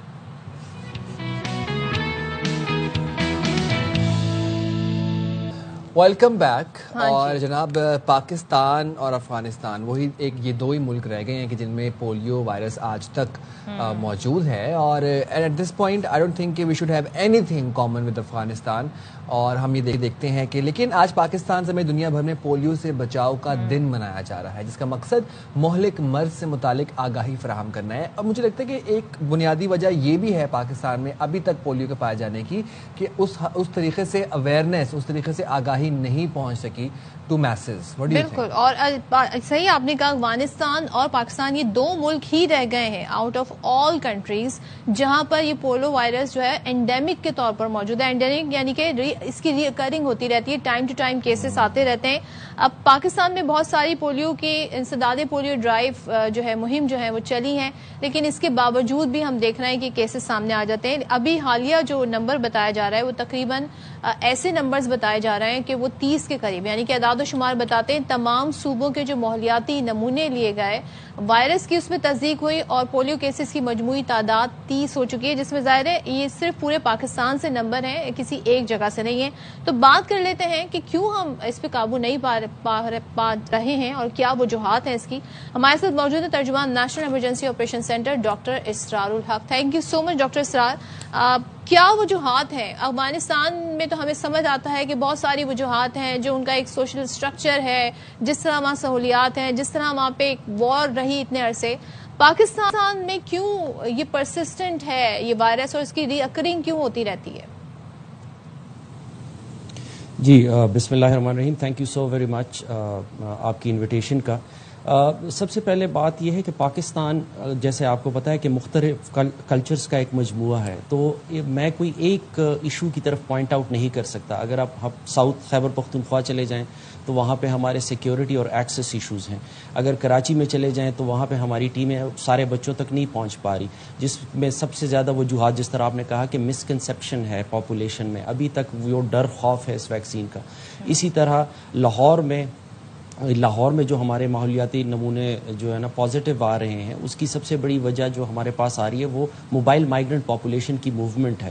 سو دیر از مطلب آپ یہ کہہ سکتے ہیں کہ ایک ریزن نہیں ہے جس کو ہم پن پوائنٹ کر سکے, اوور آل پلیتھورا آف ریزنز ہیں ڈفرینٹ ایریاز میں. جی اچھا ڈاکٹر صاحب یہ بتائیے کہ وہ کون سے علاقے ہیں جہاں پولیو کیسز کا خاتمہ اب تک ہم کہتے ہیں کہ ایک امتحان بنا ہوا ہے؟ اس وقت جو ہمارے اعداد و شمار جس طرح آپ نے اپنے سٹارٹ میں کہا تقریباً 30 کیسز ہیں اکراس پاکستان، جس میں سے 19 خیبر پختونخوا میں ہیں اور 19 میں سے بھی 16 ساؤتھ خیبر پختونخوا 2 ڈویژنز میں بنو اور جو ڈی آئی خان ڈویژن ہے، وہاں پہ ہمارے لیے بہت بڑا چیلنج بنا ہوا ہے. لیکن اس کے علاوہ ہمارے پاس کراچی میں ایک بہت بڑا چیلنج ہے جہاں پہ ماحولیاتی نمونے پچھلے تقریباً 1.5 سے 2 سال تک پازیٹیو آ رہے ہیں، جس کا مطلب یہ ہے کہ وہ ہمارا ایک ایمپلیفائر ہے، وہیں سے وائرس جنریٹ بھی ہوتا ہے اور وہاں سے وائرس پھیلتا بھی ہے. تو یہ 2 ایسے ریجنز ہیں جو ہمارے لیے ایک بہت بڑا چیلنج بن چکے ہیں. جی تو یہ جو آپ نے خود ہی ذکر کیا 2 ریجن ایمپلیفائر کا کام کر رہا ہے، یہاں سے بڑی تعداد میں جنریٹ بھی ہو رہے ہیں، تو اس کے لیے کوئی خاص اسٹیپ لیے جا رہے ہیں؟ جیسے میں اپنی سمجھ کے لیے ظاہر آپ بہتر گائیڈ کر سکتے ہیں، جیسے کووڈ میں ایک اسمارٹ لاک ڈاؤن یا جہاں پہ کیسز زیادہ رپورٹ ہوتے تھے ان علاقوں میں لاک ڈاؤن ہو جاتا تھا، یہاں پہ بھی کچھ ایسی صورتحال نہیں کی جا سکتی؟ I am not talking about exactly lockdown, لیکن کچھ اسپیشل یہاں پر اسٹیپس نہیں لیے جا سکتے؟ اصل میں بات یہ ہے کہ پولیو کی جو ٹرانسمیشن ہے یا جس طرح سے پولیو پھیلتا ہے وہ انسانی فضلہ سے پھیلتا ہے. تو اس میں جو سب سے امپورٹنٹ چیز ہم سب سے پہلے جو میں ہمیشہ کسی بھی پروگرام میں آ کے کہتا ہوں وہ ہے ماں اور بچے کے درمیان والا تعلق جو ہے یہ بڑا ضروری ہے کہ وہ صفائی پہ بیسڈ ہو. ٹھیک ہے جی. لیکن اس کے علاوہ اگر حکومت کی بات کی جائے تو حکومت ڈفرینٹ سٹیپس لے رہی ہے. فار ایگزامپل ہماری اویئرنیس کیمپینز ہو رہی ہیں، ریلیجس کانفرنسز ہو رہے ہیں، ہم والدین کے ساتھ مدرس کے ساتھ سیشنز کر رہے ہیں، ہم نے کی انفلوئنسرز کو انگیج کیا ہوا ہے. ساؤتھ خیبر پختونخوا میں ہم ایکسیس فیسیلیٹیٹرز کے تھرو وہاں کے ملک اور جرگہ سسٹم کے تھرو لوگوں کو ایکسیس کرتے ہیں. تو ڈفرینٹ پالیسیز ہم اپنا رہے ہیں، لیکن ایز سچ کووڈ کی طرح ہم اس لاک ڈاؤن کے اوپر ڈیفینیٹلی نہیں جا سکتے کیونکہ اس کا موڈ آف ٹرانسمیشن ڈفرینٹ ہے. اس میں صفائی کا اگر خیال رکھا جائے تو 50% آف ہمارا پرابلم جو ہے نا تھوڑا سا آپ اس صفائی کے پہلو کو الیبوریٹ کر دیں. لوگ نہیں سمجھ پاتے کہ یہ وائرس کس طرح جو ہے افیکٹ کرتا ہے، کیسے منتقل ہوتا ہے، کیا اس کے اثرات ہوتے ہیں. جی سب سے پہلے تو یہ اورو فیکل مطلب انسان کے فضلہ سے، ایک بچے کے فضلہ سے یہ وائرس ماحول میں انٹر ہو جاتا ہے اور پھر اسی ماحول کے ساتھ اگر کسی کا بھی کانٹیکٹ آ جائے، کسی دوسرے بچے کا آ جائے یا اس کی والدہ کا آ جائے. فار ایگزامپل ایک بچہ ہے جو کہ پولیو انفیکٹڈ ہے، اس کے فضلہ کے ساتھ اگر جب ان کی ماں ان کو مطلب پیمپر چینج کرے یا ان کو ویسے ہی نہلائے دلائے اور پھر انہی ہاتھوں سے دوسرے بچے کو کھانا بھی کھلائے تو ڈیفینیٹلی اس کے ٹرانسمیشن کے چانسز زیادہ ہو جاتے ہیں. ہمارے پاس اوپن سیویج کینالز ہیں جس میں اگر فار ایگزامپل بچے کھیل رہے ہوں اور وہ فار ایگزامپل ایک گیند اس میں اسی انوائرمنٹل سیمپل میں گر جائے اور ادھر سے ہی اٹھا کے وہ پھر اس کو منہ کے قریب لے آئے یا منہ کے ساتھ لگا لے تو وہاں سے بھی ٹرانسمیشن ہو سکتی ہے. تو بیسکلی یہ گندگی سے پھیلتی ہے. تو اس لیے ضروری یہ ہے کہ کیونکہ 5 سال یہ مرض زیادہ تر 5 سال سے کم بچوں میں ہوتا ہے جن کا سب سے امپورٹنٹ کانٹیکٹ ان کی ماؤں کے ساتھ ہی آتا ہے. تو اس لیے ہم ہمیشہ اس کے اوپر سٹریس کرتے ہیں کہ والدین اسپیسیفکلی مائیں جو ہے وہ ایک بچے سے دوسرے بچے کو اٹینڈ کرتے ہوئے اپنے ہاتھ دھوئیں، کھانا بنانے سے پہلے اپنے ہاتھ دھوئیں، واش روم اٹینڈ کرنے کے بعد اپنے ہاتھ دھوئیں اور صابن سے دیں جو طریقہ ہے. اور اس کے علاوہ گھر میں صاف پینے کا پانی موجود ہونا چاہیے، مطلب پانی کو ابالنے کے بعد پیا جائے. جی صحیح. ڈاکٹر صاحب یہ بتائیے گا کہ پولیو سے بچاؤ کے لیے 2 طرح سے ویکسینیشن دی جا رہی ہیں، ایک اورل اور ایک تھرو انجیکشنز، دونوں میں فرق کیا ہے؟ جی اچھا، بہت اچھا سوال کیا آپ نے. انفیکٹ دیکھیں اورل پولیو ویکسین جو ہے یہ ہمارے گٹ کے اندر جو ہمارے آنتوں کے اندر جو امیونٹی ہے وہ اس کو یا میوکوزل امیونٹی ہم اس کو کہتے ہیں. اور یہ ضروری ہے کہ ایریڈیکیشن کی اسٹریٹجی جو ہے وہ اورل پولیو ویکسین سے، کیونکہ جس طرح سے یہ وائرس پھیلتا ہے اسی طرح سے انہی آنتوں کے تھرو جو ہے ویکسین وائرس بھی پھیلتا ہے. تو ایک تو سب سے پہلی بات یہ ہے کہ ہمیں سب سے امپورٹنٹ چیز جو ایریڈیکیشن کے لیے وہ اورل پولیو ویکسین ہے. جو انجیکٹیبل ہے وہ اس انڈیویجول بچے کو محفوظ کر دیتی ہے. تو اس مطلب جب ہم ایریڈیکیشن کی طرف جا رہے تھے تو ہم نے پوری کمیونٹیز کو ایڈریس کرنا ہوتا ہے، اس لیے ہم ان کو اورل پولیو ویکسین دیتے ہیں. اگر ایک بچے کو آپ نے محفوظ کرنا ہے تو اس کو آئی پی وی دینی ہوتی ہے جو انجیکٹیبل. ڈاکٹر صاحب ایک چیز جس کی اویئرنیس لوگوں کو نہیں ہے، وہ سمجھتے ہیں جی کہ 1 ٹائم ہی آپ نے ویکسینیشن کرانی ہے، اس کے بعد you are good to go. I think اس کو بار بار کروانا پڑتا ہے تو ہی آپ ریڈیکیشن کی طرف جائیں گے. ذرا سا اس کو بھی کلیریفائی کر دیں. دیکھیں یہ ہمارے عوام کو یہ بات سمجھنی ہوگی کہ ہم اس डिजीज़ को कुर्रा अर्ज़ से ख़त्म करने का सोच रहे हैं, इसको हम कंट्रोल नहीं करना चाहते, तो इसको इरेडिकेशन कहते हैं। जब एक डिजीज़ को आपने कुर्रा अर्ज़ से ख़त्म करना है तो उसको ब्रॉडर एड्रेस करना पड़ता है, अक्रॉस द कम्युनिटीज़ एड्रेस करना पड़ता है। तो इसलिए अगर आपके बच्चों ने 4 डोजेज़ रूटीन में पी भी लिए हैं, लेकिन पाकिस्तान से इरेडिकेशन के लिए ज़रूरी ये है कि 5 साल से कम बच्चे हर दफ़ा जब भी टीम आपके घर पे आए आप उनको वैक्सीन पिलाएं जब तक वो 5 साल के या 5 साल से ज़्यादा नहीं हो जाते। ये इरेडिकेशन स्ट्रैटेजी है जो कि जिसकी वजह से जिस तरह आपने कहा सारे ममालिक से इसी तरह इरेडिकेट हुई है। ठीक है, और इंशाल्लाह पाकिस्तान से भी ऐसे ही इंशाल्लाह। We are hopeful. Thank you so much doctor Israrul हक। और देखिए जी, आपका ताउन होगा तो ही हम पोलियो जैसे मर्ज से निजात हासिल कर सकते हैं। और कौन नहीं चाहता कि उसकी औलाद जो है वो सेहतमंद ज़िंदगी गुजारे।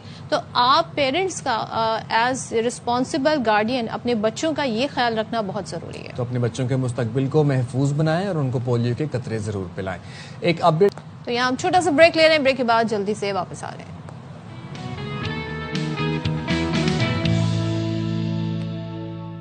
अच्छा, तो अब सर्दियां तो समझे आ ही गई हैं। कराची में देर से आती हैं तो हमें आदत है इसकी, लेकिन बाकी मुल्क में आ गई हैं। अब ऐसे में ड्राई फ्रूट्स जो हैं वो खाने का दिल करता है, मगर वो उसकी कीमतें तो लोग मूंगफली पे गुजारा कर रहे थे। अब पता नहीं मूंगफली की क्या कीमत चल रही है। मूंगफली 1200 रुपए पता चल गया फौरन से। फौरन। अच्छा जी, मूंगफली से याद आया कि मूंगफली की फसल का भूसा वो जो है ना फसल का ज़िया नहीं होता बल्कि किसान की कमाई होती है। अब वो कैसे होती है कि किसानों के लिए इसको सोना समझा जाता है। मूंगफली की फसल का भूसा जो होता है, अटक में मूंगफली के भूसे को बैरून मुल्क भेजने के लिए मजदूर उसकी पैकिंग करते हैं और तैयारियों में मसरूफ भी हैं। तो वो कैसे तैयारियां कर रहे हैं, कैसे ये इसको आप देखिए एक्सपोर्ट मोहम्मद करते हैं। सिद्दीक की रिपोर्ट जो है।